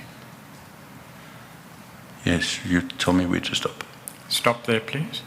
On top of the lower safe, can you see what is on top of that safe? Yes. What is that? That's money bags. Carry on. Empty ones. If you have a look at the bottom to the left of his hand, you'll see the book that I spoke about earlier. In the lowest floor level shelf of the Yes. safe, yes. Okay, I think it's useful if you go frame by frame now. Will do. Sorry, just for an indication purposes, his initials, Gavin Watson, are on his shirt, on his cuff. Oh, okay. Okay, carry on, please.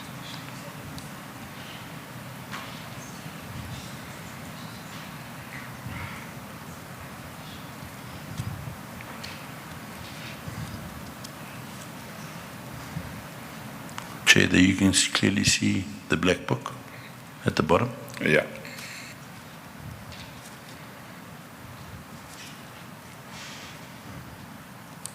Are you not going back now?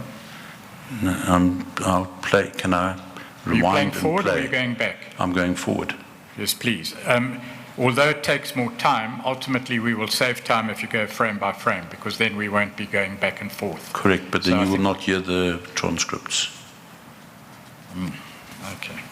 Perhaps we should just play it and then. Let's see what we see first, frame by frame, and then we can assess at that stage what to do about the replaying with the audio. Will do, Chair. facility. That's fine, yeah.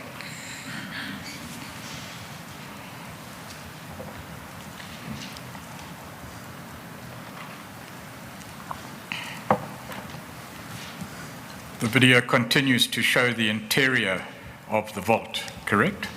Correct.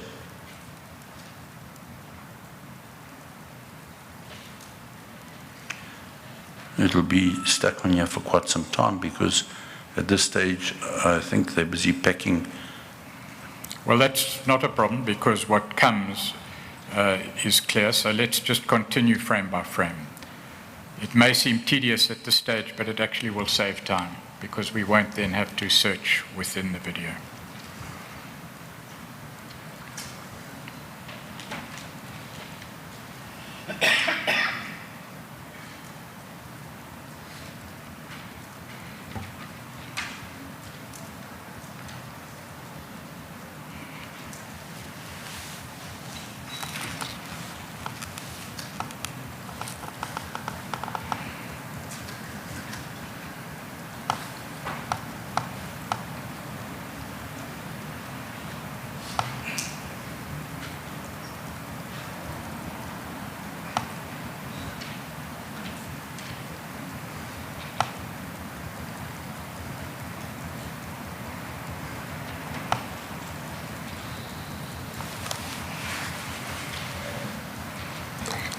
That pace, is it something we can do nothing about? Nothing, Chair. Okay. There are 24 frames normally in a second, so I'm having to click it 24 times to move 1 second. Okay. So it does take a while. Sorry, there's nothing else I can do. This is where all the talking takes place.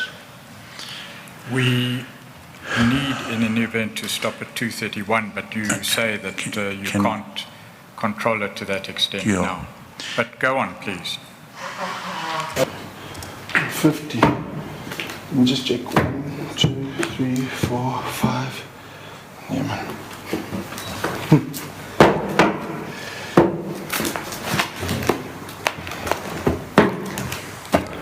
Stop there, please.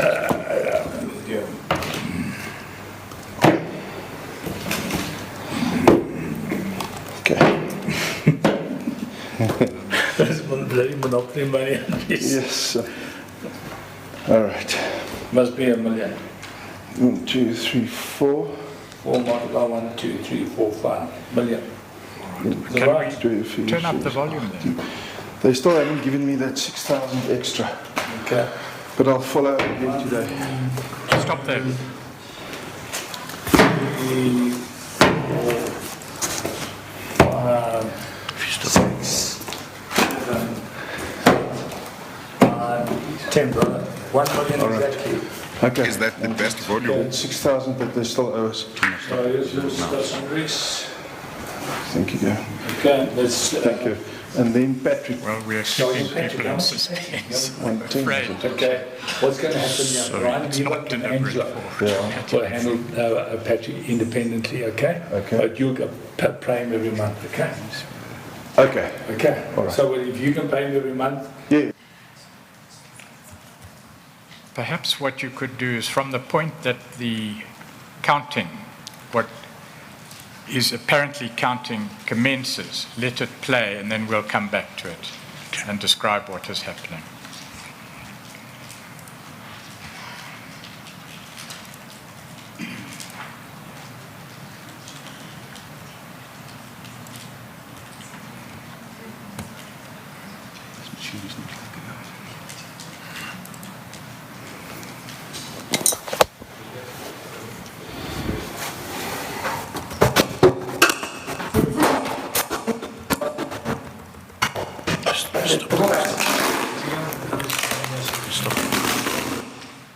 I'll take it from there.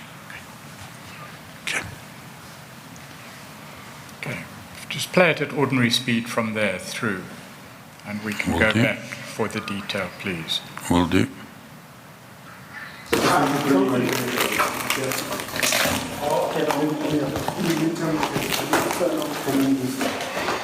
After the report, 10,000. What I want to do later, after that last robbery that we had, we are looking after the cargo gates. So I want to install penny patching. The only shortcoming now is from there to the police station in case something happens. So just one for me, that is just secure this area, just only. So Joe, I told Joe, he's getting more involved in security.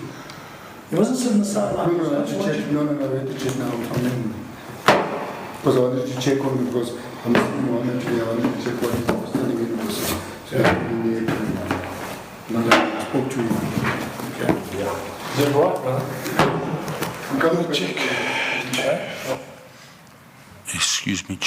in here. Gavin's busy making up the notes, so Joe Gumidi says he's coming back, and he had sorry, Yes, that thank would you. have been the list, that he would come back, because you can see the safe was empty, so they needed to refill, and Joe says I'm coming back. Okay, thank you. 2,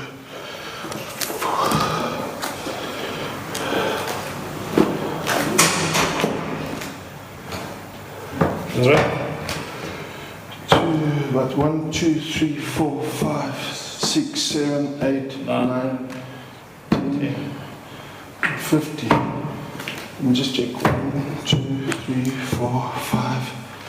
Yeah, man. Who is counting there? Who is counting? Sorry, Andries van Tonder is counting. He's a very nervous type person. Yeah. So he knows what he's doing is wrong, and he's trying to count it. Okay. He's making mistakes.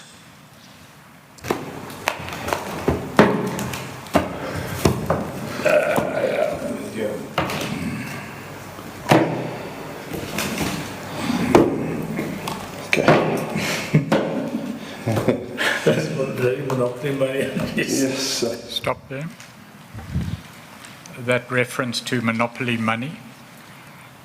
Sorry, it was a frequent reference by Mr. Watson, because cash was nothing in the company. It was just money. It was paper. There was no regard. Anyway, the phrase monopoly money, by whom was it frequently used? By Mr. Watson. What's the significance of the monopoly part of it? The monopoly he referred to as... In other words, is there any special meaning to be given? Why is he referring to it as monopoly money? I once asked him, what does the meaning monopoly money mean? And he said to me in 2 phrases. He says, number one, it's just monopoly money, so we can get the monopoly. And the other phrase was monopoly money, because it's just playing money. You're playing with people. Yeah. Okay. All right. Okay. All right, So continue. monopoly in this sense being, BOSASA wanted to monopolize contracts, state contracts. Correct. Thank you. Can I continue? Yes, you may continue. All right. Must be 1 million. 1, 2, 3, 4. 4 multiply 1, 2, 3, 4, 5 million. Is that right? 2, 3, 6, 18. They still haven't given me that 6,000 extra. Did you say 5 million at some stage? No. No. Okay. If you would just stop there. You hear 1, 2, 3, 4, 5, and then you hear 1 million. Just explain how that would come about from your own experience. Okay. If I can explain, when you handle large amounts of cash like that, you have them in, as I said earlier, they wrapped 50-50. So one bundle is 100. So what they were actually doing was counting 100, 200, 300, 400, 500. But what he said was 1, 2, 3, 4, 5. So the rule was you'd pack in 500s. 500 gives you 1 million. Yes. 500,000. 500,000. Yeah. So if you hear the knocking on the table, there is a pack of 100 being put down. Yeah, And you can count the 100,000. knocks as well. Yes. Okay, thank you. Sorry, I'm not sure if my maths coincides with yours. If there are 5 piles of 100,000 each, that wouldn't mean 1 million. If other notes were used? If there were, no, there were 5 stacks of 100. There was 2 times 5 gives you 1 million. That's exactly what I meant. All right. And you remind us that when you say 100, you mean 100,000. Correct. Yeah, thank you. Sorry, it's imprinted in my mind. Well, it becomes clearer later on if one has regard to the transcript on page 3 of Exhibit S4, but play on, please. I will do.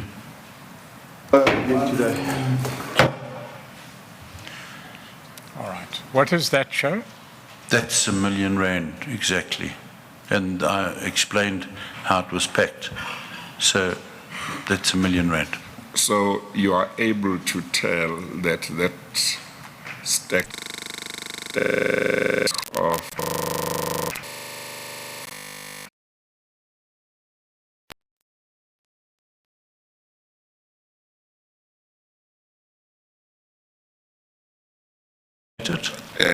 you did earlier, but maybe just do it again. Well, it was not R1 million then, but just do it again. Okay, the mouse doesn't work on the screen, eh?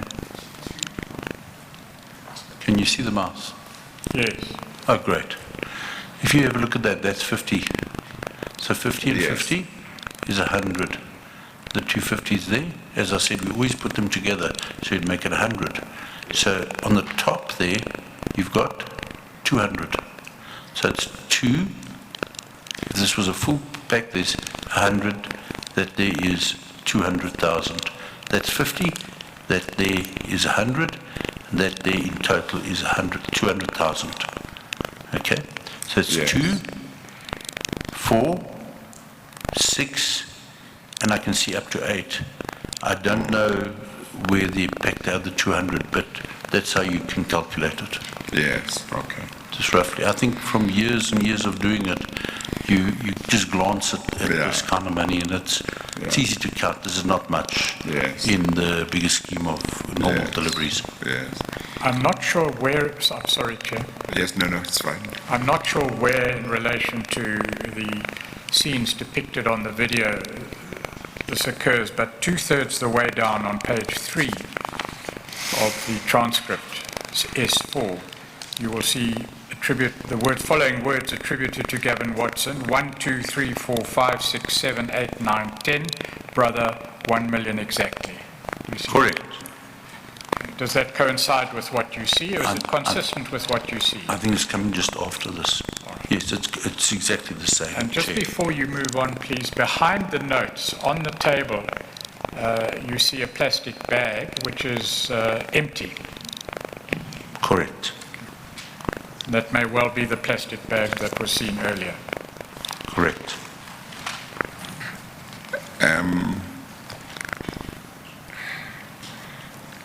You have said that the grey security bags were used only for the bribe money. Correct, Chair. But I would imagine that some of the money that was kept there could be used as well for something other than bribe money by, for example, Mr. Watson, if he could take any money there and use it for personally, or maybe even yourself or somebody else within the company, if they needed some money, they could also just take money from there, or did that not happen? Chair, the only person... In other words, we know that the bags were used only for the bribe money, but was the money that was there used only for purposes of bribes, or sometimes it was used just personally or to buy something in the company? Chair, no, if the money there was only for bribes, Mr. Watson, obviously it was his company alone. He was a shareholder, he could probably take money and use it for whatever he wants to. But we had a petty cash office. And that would be used to draw money so that we have records. I just want to add, for clarity, remember this money could not be claimed back as an expense. Once you had used it. That's why it would not be used for normal purchases.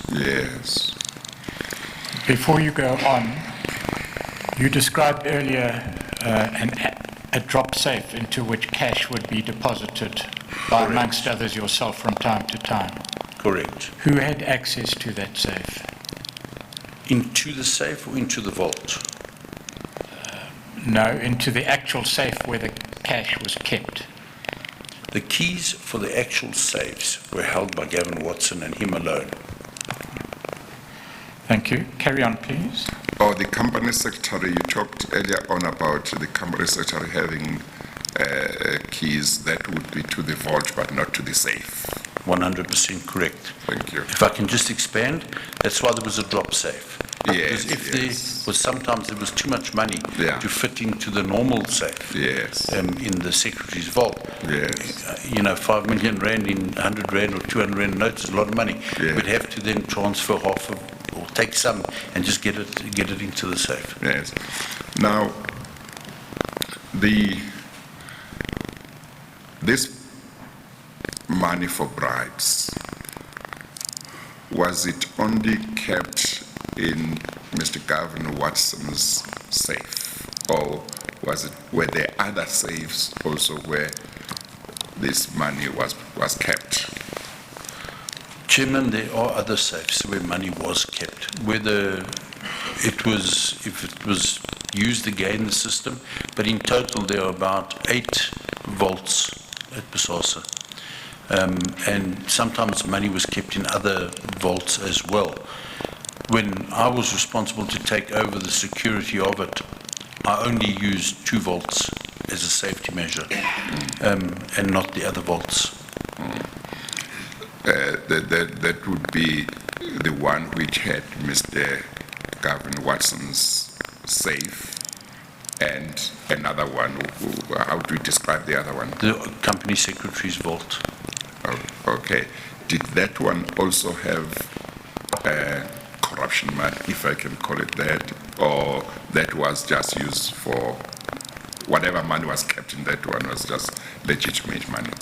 That safe, the secretary's safe, was to move money after it had been delivered, to hold it there until such time as Mr. Watson's was there to put the other money in the safe, as long as we didn't have to urgently drop it or anything like that. As a matter of fact, it was called the oven. Mr. C.O.O. gave it a very nice name. He said it was the oven and the bread must cool down. In other words, the bread must get cold and then it'll be moved out into the shop to distribute. Now, money that was kept for purposes of bribery, what kind of amounts on any one day would you say we would be talking about that would be kept there? Obviously, it wouldn't be this, well, maybe not obviously, but I assume it would not be the same every day. But on average, during the time that you were at BOSASA, the lowest amount you ever became aware of on any product day, X millions or X hundreds of thousands, and the maximum Chair, that you got to know at any one stage? Chair, I do know the answer, but I don't want to speculate. I can actually go into one of the records, if you don't mind, Yes. during the break, Yes. and come back and then refer you to Yes. it, if Advocate No, that's in Pretorius order. is okay with that. Yeah, that's in But order. Yes. then I will give you accurate numbers and closing balances Yes. of what was in the safe. Thank you.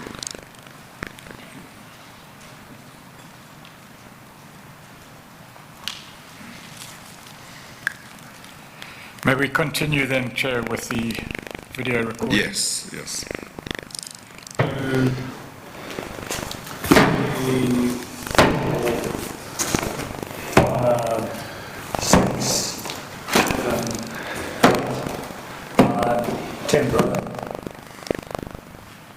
He says 10 brother, and he's going to say something else now. We play on. 1 million exactly. Okay, I'll just get 6,000, but they still owe us. Here's your stuff, Andres. All right, please stop there. What is audible on the soundtrack, which is confirmed by the transcript, is that the person speaking, whom you've identified as Gavin Watson, says 1, 2, 3, 4, 5, 6, 7, 8, 9, 10, brother, and then one hears the words 1 million exactly. Yes. Is that consistent with your evidence and how you recall things happened? It's a million, yes. We then hear someone say, all right, okay, we just get that 6,000 that they still owe us. How would that come about from your own experience? And do you know factually what was being spoken about here? I do know factually what was spoken about, and basically what happened was there was no time to check money in open on the street. It was a very dangerous process. Is this cash coming in? Cash coming in. Yes. So what would have to happen would be somebody would have to meet up with the supplier of the cash on the side of the road. Normally it was at Lanseria. There's a petrol station there. They would meet up and the box of money would be transferred from a nondescript car into, say for instance in this case, Andries's car. There was no time to count it on the side of the road. So what would happen is it would then be delivered to the office where it would be counted in the secretary's vault. From the secretary's vault, if you have a look at those, previously you saw those boxes on the vault, those are file holders, but we would count in there, we'd pack them and stack them in there, count it and then repack it into the box, duct tape over the box, then write the amount. Then you'd be able to verify. Then the person who delivered would be phoned and said, listen, you were 6,000 Rand short on your previous delivery. And they will be expected to fix it the following delivery. I think we go in later on how this whole process and the cash deal collection went, and that'll explain it more in depth. All right, so subject to what you will say later when you give more detail as to how cash was generated and received, for the moment you say that this reference to 6,000 Rand is a short payment on someone who provided cash to BOSASA. Correct. Now, you did talk earlier on about money sometimes coming from places such as Zimbabwe. When you refer to the supplier of money, just as you have done a minute ago, would that supplier be somebody from within BOSASA, who would have been given money by somebody from outside of BOSASA, or could it also be, could that supplier who hands it over to somebody in the company, did you say on the side of the road, on Lenasia, could that somebody be an outsider from BOSASA? The person who would deliver the money to a central point would be an outsider to BOSASA. The person collecting it would be normally Andries van Tonder. Yes. I did occasionally collect, but very seldom collect money as well. Okay, thank you. Please go on. Thank you. Okay, Thank you. And then Patrick. Stop there, please. This is a clearer shot of what you referred to earlier. All right. Now, okay, what's going to happen here? Brian, Bieber, and Angelo will handle. all right, we hear. Well, play on, and then we will go back to the transcript. Patrick, independently, okay? Okay. But you can pay him every month, okay? Okay. Okay. All right. So if you can pay him every month, Yes. change that thing agreed, him and Brian will hand him every month, then you can pay him every month. Okay. How much is that, Chris? 110, I think.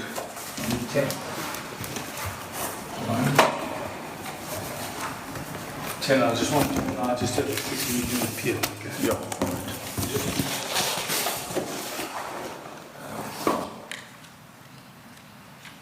All right.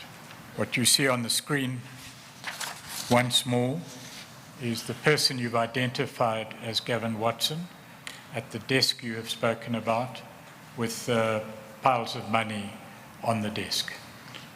Yes, that's right. To the extent that that stack of money might not be the same that we saw earlier on, where you were able to tell us how much it is. Can you tell us how much that is? Sure. That is 150, 300, 450.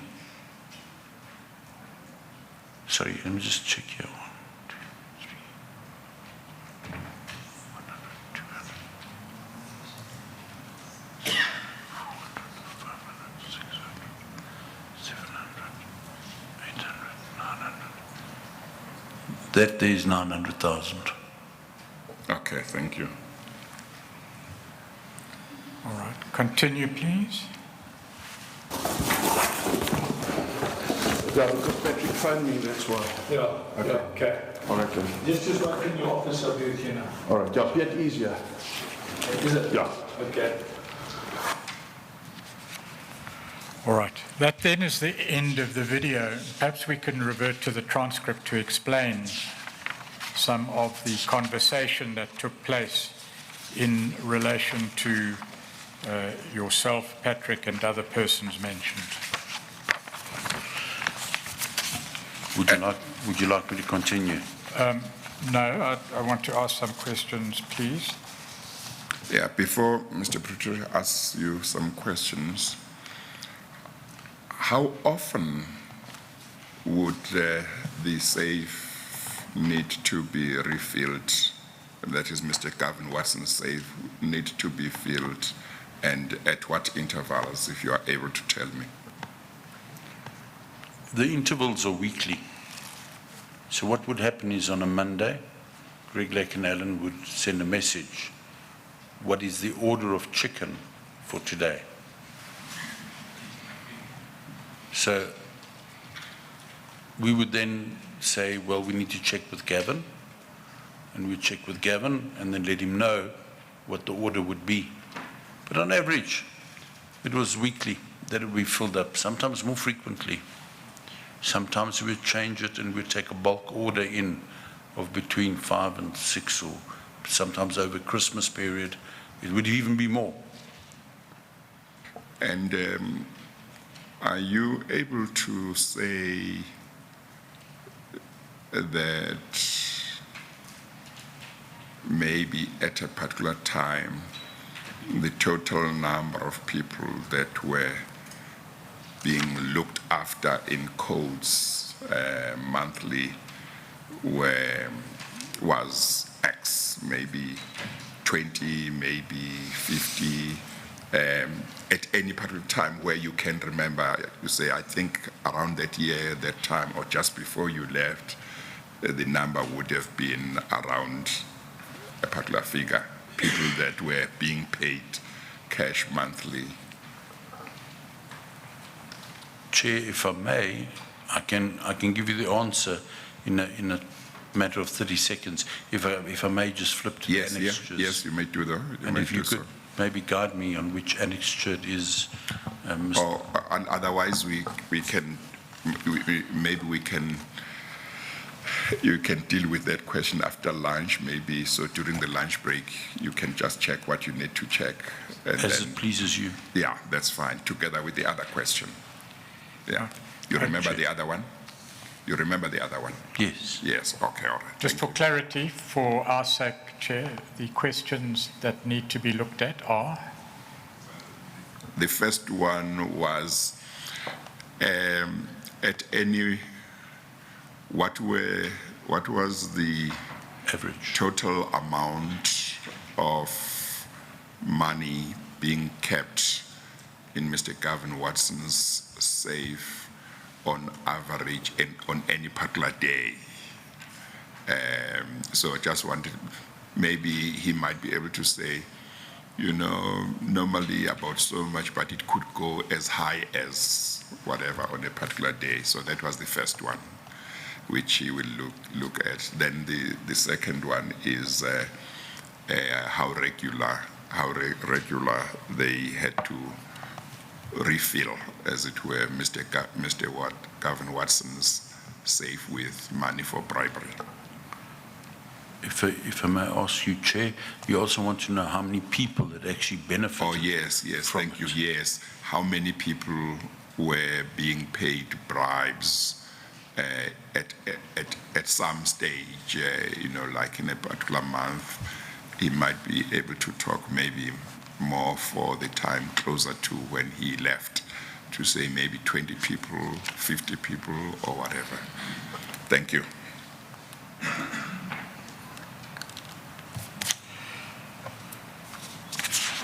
All right, we can then revert, please, to the transcript, S4 at page 3.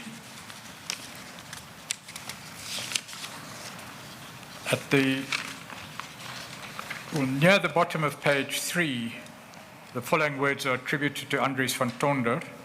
All right, okay, now we just get 6,000 that they still owe us. Is that the 6,000 rand that you spoke about earlier in your testimony? Yes, it would have been a short delivery. Right. Then Gavin Watson says, now here's your stuff, Andries. From your own experience, do you know what is happening here, or even from your own knowledge? Well, if you could specify which, please. Whether it's your assumption from your experience or whether it's your own direct knowledge. There were certain words that were synonymous with things, and stuff is money. Here's your money, here's your stuff. Every month, for instance, I would get my stuff, which was cash money that I was given, that I could use to do anything I wanted to. It wasn't reflected in the books. Right. That is personally, to use for your own personal needs, as opposed to you paying bribes. That was what was given to me. Yeah, to do as you please with it. Just keep you happy. Yeah, okay. Why were these amounts given to yourself and Andries van Tonder, senior management? Because it kind of buys loyalty. You feel important. You're caught up in a cult. And because you knew all these criminal activities. That's right. And you are now complicit. Yeah. Yeah. So in effect, not only to keep you happy, but also to make sure that you see no reason to get out of this or to talk. You see, if I may elaborate. Yes. It's a trap. Like bribery is a trap. Because you raise your standard of living when you get it. And that's the whole monopoly idea of this monopoly money, is that you raise your standard of living, you raise everything to that bar, and then as soon as you start complaining about it, it gets taken away. And this way of bribing people, as distinct from a situation where you pay somebody a once-off amount. This way where you pay them every month or at certain intervals continuously. Are you able to say whether actually that would contribute to, maybe this is obvious, contribute to making sure that if I am in a government department or if I'm in a company where BOSASA has a contract that's going to be coming to an end and I have influence and I know that if this contract of BOSASA is not extended or renewed, I won't be getting this extra cash, then in all probability I would be doing whatever I can for the contract to be renewed and to be extended, because if it's extended, then I continue to enjoy the lifestyle that I've become used to. Chair, quite simply, you are 100% correct. It is why we are in the situation we are in this country today. Because if you give me money on a once-off pay basis, maybe when the tender is awarded,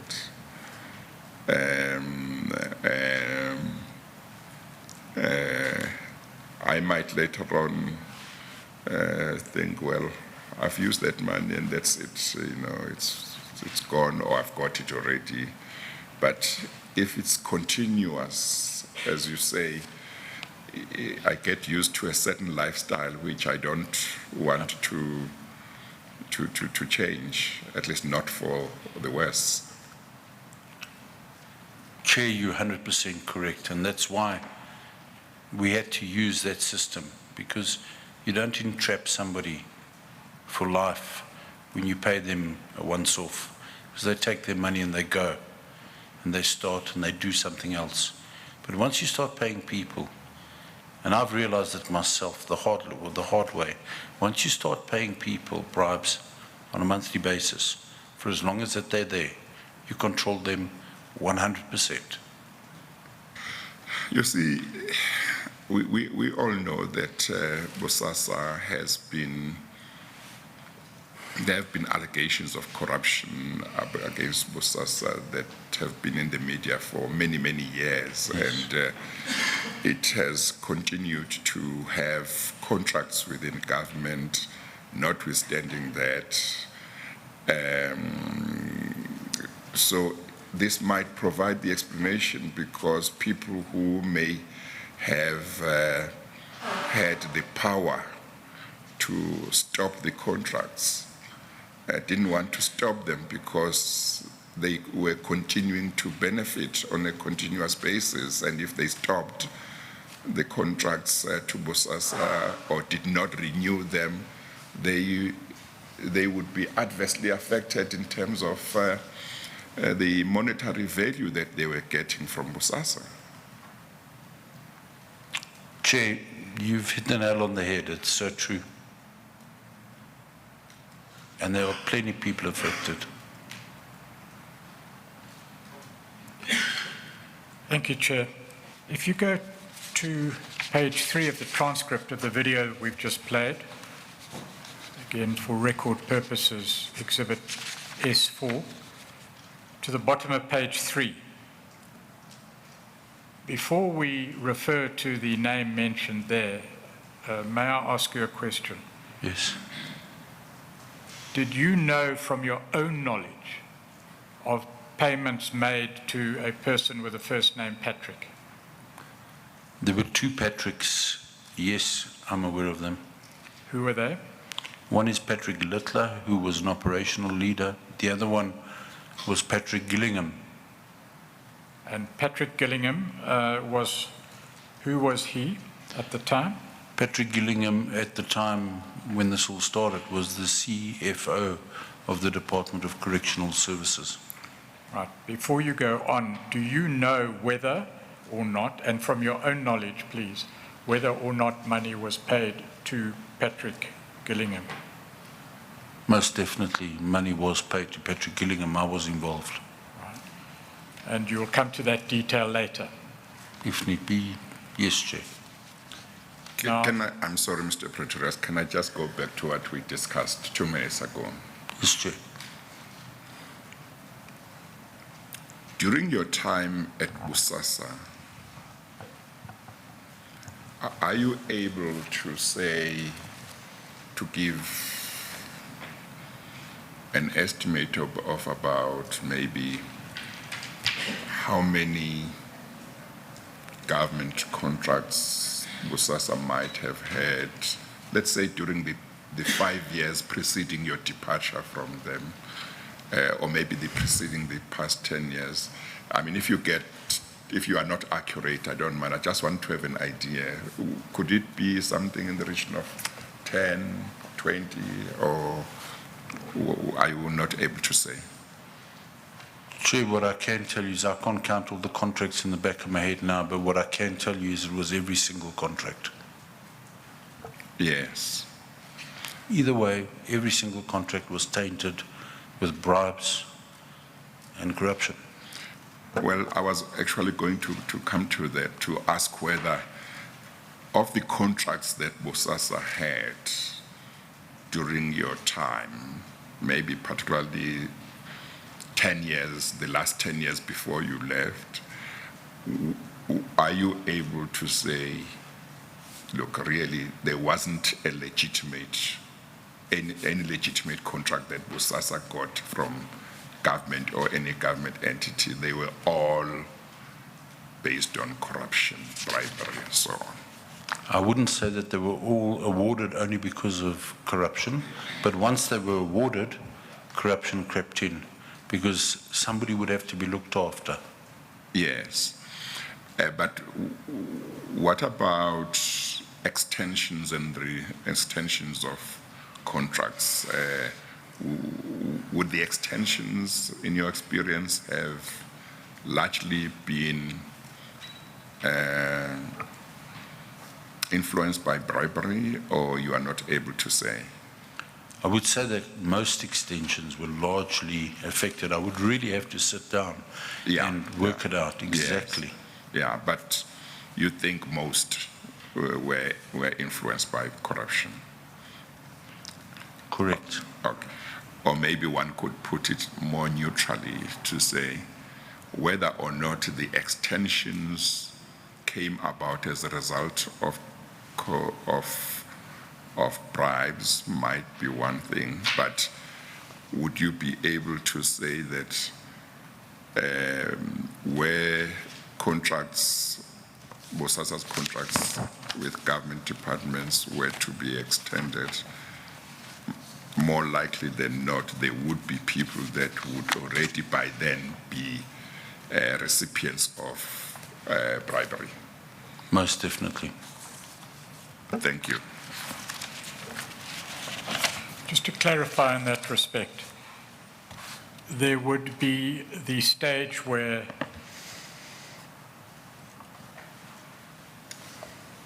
BOSASA would bid for the award of a particular tender, correct? Correct, Chair. There would be occasion on which, and you will give this evidence, BOSASA was involved prior to the issue of the tender documents in going so far as to write up the specifications for the tender. Inside knowledge.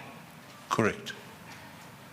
Once the contract had run its course, it would be extended in two circumstances. The first, where the client or the government department had a discretion to extend, and that it would do in its own discretion, correct? Correct. And there were occasions when the contract expired, and before it could be extended, a further tender process would have to be gone through. Correct, Chair. And you have examples of both in your evidence. Correct. Was influence exercised in respect of both categories of extension? In most cases, yes. There were maybe perhaps one or two exceptions. Thank you. And that is unlawful influence I'm talking about. Most definitely. All right, let's go back then to the transcript at page 3. You say there were two Patricks who would be recipient, to your knowledge, of the payment of cash monies as you've described them as bribes. Correct. Right? Your name is mentioned on page 4, and perhaps we should just place on record what is recorded here in the transcript. At the bottom of page 3, Andries van Tonder says, and then Patrick's. Gavin Watson then says, yeah, and then Patrick. How much is Patrick's? Andries van Tonder says 110, wasn't it? That is correct. What does 110 denote? 110,000 South African rands. Yes. Then over the page, on page 4 of Exhibit S4, Gavin Watson is recorded as saying, okay, what's going to happen here? Brian Biebuck and Angelo. Is that a reference, I take it, to yourself? It refers to Brian Biebuck, the attorney, and Angelo Agrizzi being me. And you have personal knowledge of the circumstances that are being spoken about here? I can tell you about them, Chair. Yes, well, let's just read the transcript first, and then you can explain to the Chair what this is all about. Andries van Tonder is recorded as saying, yeah. Gavin Watson then says, we'll handle Patrick independently, okay? Andries van Tonder says, okay. Gavin Watson says, but you'll go pay him every month, okay? Andries van Tonder says, okay. Gavin Watson then says, okay, so if you can pay him every month, we change the, and then it's indistinct, agreed, and again indistinct. Brian will handle him every month, and then you can pay him every month. Andries van Tonder. I'm sorry, Mr. Pretorius. Is there any, does this mean there would be one person to handle him and another person to pay him, or is it one person handling him and paying him? If I can give you context. The context Chair, is... could we, if I may interject, Okay. could we just finish? Okay. And then he will give a full explanation. of Okay, everything. all right, all I'm right. sorry to interrupt. Yes. But if you wish to proceed with the question, No, obviously I that's understand fine. If that. it's going to be clarified, that's fine. Yes, it will be. Okay, yes. Andries van Tonder says, yeah. Gavin Watson then says, okay, how much is it, Andries? Andries van Tonder says, 110, I think. Gavin Watson says, 110. I just want indistinct quickly to do the, and then it's indistinct again. Andries van Tonder then says, yeah, because Patrick phoned me, that's why. Gavin Watson says, okay. Andries van Tonder says, all right then. Gavin Watson says, just open your office, I'll be with you now. Andries van Tonder, all right, yeah, Peter's here. Gavin Watson, is it?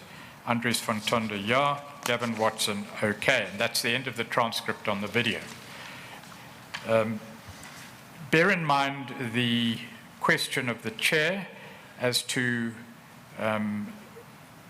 who would, and I quote, handle a person and who would affect payment to a person and how that system worked. If you wouldn't lose sight of that question, please.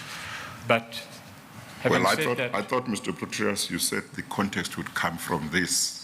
no, not from this, from his description of the whole. If I knew that, I would have asked for the answer then. I'm sorry. I thought you Chair. were saying the context was going to come from this. No, Chair, he will Yeah. give a complete explanation of what the whole of the Yeah, discussion. let me hear My now. apologies. Let me hear now. Chair, I think that the transcriber maybe didn't recognize the voices, but basically what is said is, it is said, it says in the transcript here, so, okay, so if you pay him every month, we changed the agreed agreement. Brian will handle him every month, and then you can pay him every month. So Brian Biebeck and myself would have to go and do a handover. I had objected. Once more, I had been put under a agreement which said that I would be paid X every month, but I have to handle Patrick Gillingham as one of them. And I helped him with his divorce and everything, so with his kids and that, so I would have to handle him. But then Andries would pay him. But I had said, I don't want part of any of this anymore. I was already outside the company. And I basically said, I don't want anything to do. But I did agree that I would have one last meeting with him, and Brian Biebeck would then handle him going forward. So we arranged a meeting where I attended with Brian Biebeck, and I said, that's it, I'm not dealing with you anymore. Yes. Okay. So the handling Yes. refers to doing certain things for him other than paying him. I don't know whether I should say managing him, but maybe that's not the correct term, but doing certain things to help him whenever he might need help other than cash. You've hit the nail on the head again, Chair. It's what you said, manage him, so that he doesn't become, like I did, a loose cannon, in the opinion of Watson. And this concept of handling the recipients of this money, apart from paying them, yes, did it apply to all the recipients? In other words, they had to be handled, managed, or most of them? Most of them would be managed by the person that pays them. This was a unique situation. It was a very sensitive situation, and that's why Brian Biebeck was co-opted in to handle him, and Andries was co-opted in to pay him. So I don't know why they decided on Brian Biebeck or Andries to pay him, but It was to control the process. Did you say Mr. Bivek was an attorney? I believe he was an attorney. I'm not, I You're cannot. not sure? Yeah. Okay. Let's just then clarify a few issues. Prior to the handover of the duty of payments and the duty of handling to Messrs. Bibak on the one hand and Mr. Van Tonda on the other, what was the practice or what was the arrangement in regard to payments to Patrick Gillingham? I would handle them, Chair. And pay? And or pay. who would pay? I would handle him and I would pay him. Are you able to say from this transcript and your recollection of the circumstances that you've described to the Chair, which Patrick is being referred to in this transcript? Don't seem to, where are you referring to in the remember you transcript? told the Chair that there were two Patricks who received money from BOSASA. Yes, this is Patrick Gillingham. Are you able to say from your own knowledge which Patrick is being referred to in this transcript? This is Patrick Gillingham, and I can explain why, Chair. Please Because, explain why. So. Please, okay. Because the other Patrick used to get the money for the unions at Kloof, Lebanon, Leeudoring, and he used to get the money for the hostel manager that used to be paid as well. So he would get a different set of money to this. This was a full 110,000 Rand that was packaged specifically for Patrick Gillingham over and above his other salary. Also, and the other Patrick wasn't getting that amount? No. That amount, the only Patrick who was getting that amount is Mr. Gillingham? Correct. Okay, all right. Sorry, if I can also just clarify Yes. and add, because if he just said Patrick and 110, there could have still been maybe the same or different Patrick, but the fact that he says that Angelo and Brian, there's been a new agreement, Angelo and Brian Bibak will hand over, and meaning that I would hand over, and you will go and pay him in future on a monthly basis. And maybe just to go back a little bit, where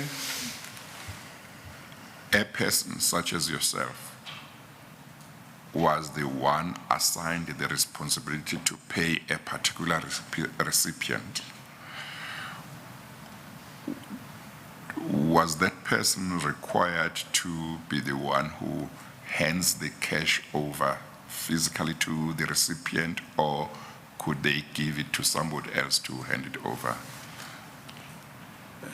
Or it depended on situations and availability. I'm just trying to see where, to what extent, for example, when you tell us that you were the one to pay X, that we can take it that it means that normally you would hand cash over personally to that person. Chair, it's normally the responsibility of the person that ordered. In other words, it said, I need to pay somebody to take that cash. So whoever I handed it to, they would confirm it to me. I would do a few checks now and again, but I would say that they wouldn't not hand it to the person because it would come out eventually if you did not. Oh, so in your case, yes, when it was said that you would pay so and so, it meant paying the intermediary, the other person, like a director of BOSASA who would need money to pay a recipient.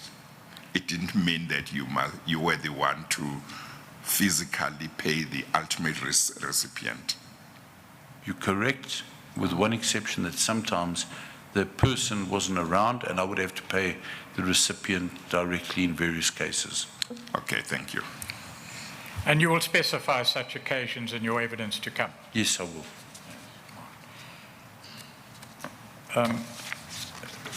Just to clarify a little detail of the video and the circumstances surrounding the payment of monies to which you've just testified, do you know approximately when this video was taken? This video was taken in 2017. I'm sure the investigators, when they did the veracity check, actually looked at that video, if I'm not mistaken. Yes, that evidence can be given. Yes. Where were you at the time? I was at my office where I was working, not at BOSASA. I had left BOSASA. And what is the relevance of your not being employed to the fact that there is a handover here? I remember having it, or sorry, I want to answer this properly. Sorry, Chair, can the question be repeated? Well, the duties that you used to perform Yes. are, according to your evidence, in relation to the transcript and the video, being handed over to another person to perform those duties. Yes. At the stage this video was taken and at the stage this conversation apparently took place, you were no longer employed by BOSASA. Correct. Is that the reason the handover takes place, or is there another reason that the handover takes place?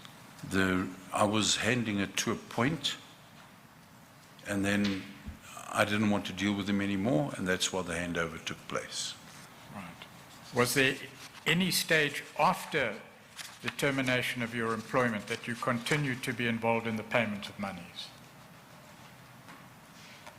No. Before you proceed, Mr. Pretorius, what motivated the taking of this video? Or why did it happen, and who? I think you said you arranged for it to be taken. Can you give that background? I can give it. It will take a while, but I will most definitely give it to you now if you don't mind. So basically, what would happen is people would be disposed of. If you got to know too much, people would just get disposed of. I know because I used to do some of the disposing. Yes, tell us about the disposing.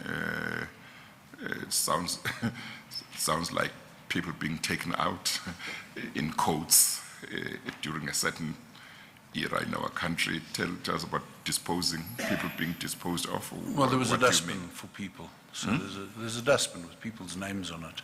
So basically, if you'd served your purpose and you started raising your voice and you started saying, but I don't want to do this anymore, you would be easily terminated.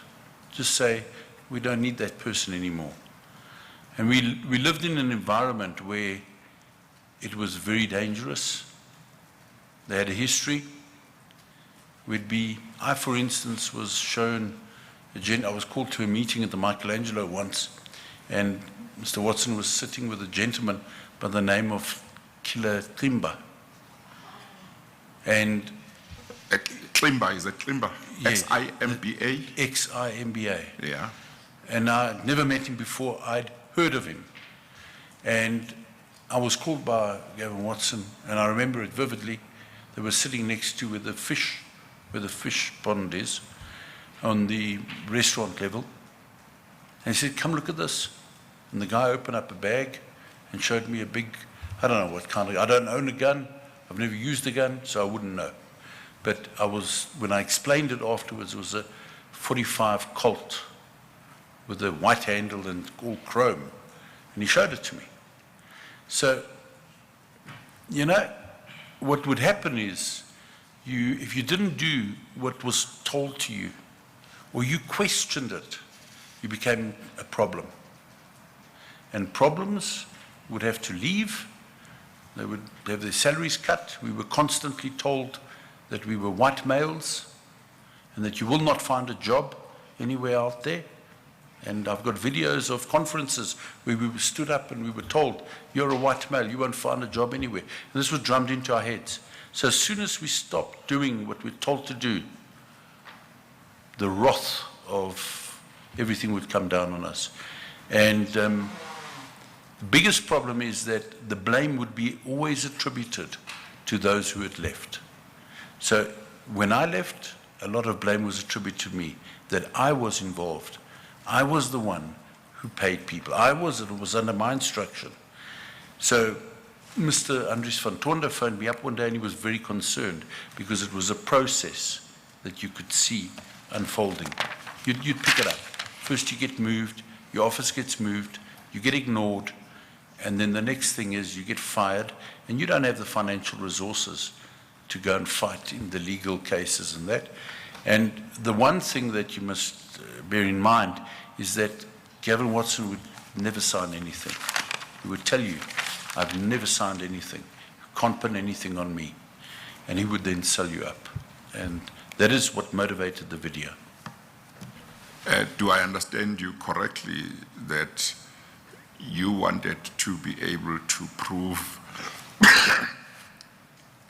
that you were not the only one who was involved in these criminal activities? Had I come to the Commission, Chair, without solid evidence to show you, it would have all been pinned on me alone. So you wanted to make sure you would have a strong case to show that you are not the only one? I don't think, Chair, that is correct. I think yes. I wanted to show you where corruption, and I wanted to tell the country yes. how easy it is to fall into this trap. Yes. So in other words, already at that time, when you arranged for the video to be taken, you were having in mind that you wanted to share this information with the nation. Is that right? Correct. Okay, thank you. Is this a convenient time for the long adjournment, Chair? Yes, we'll take the lunch adjournment and we will resume at 2 o'clock. We adjourn.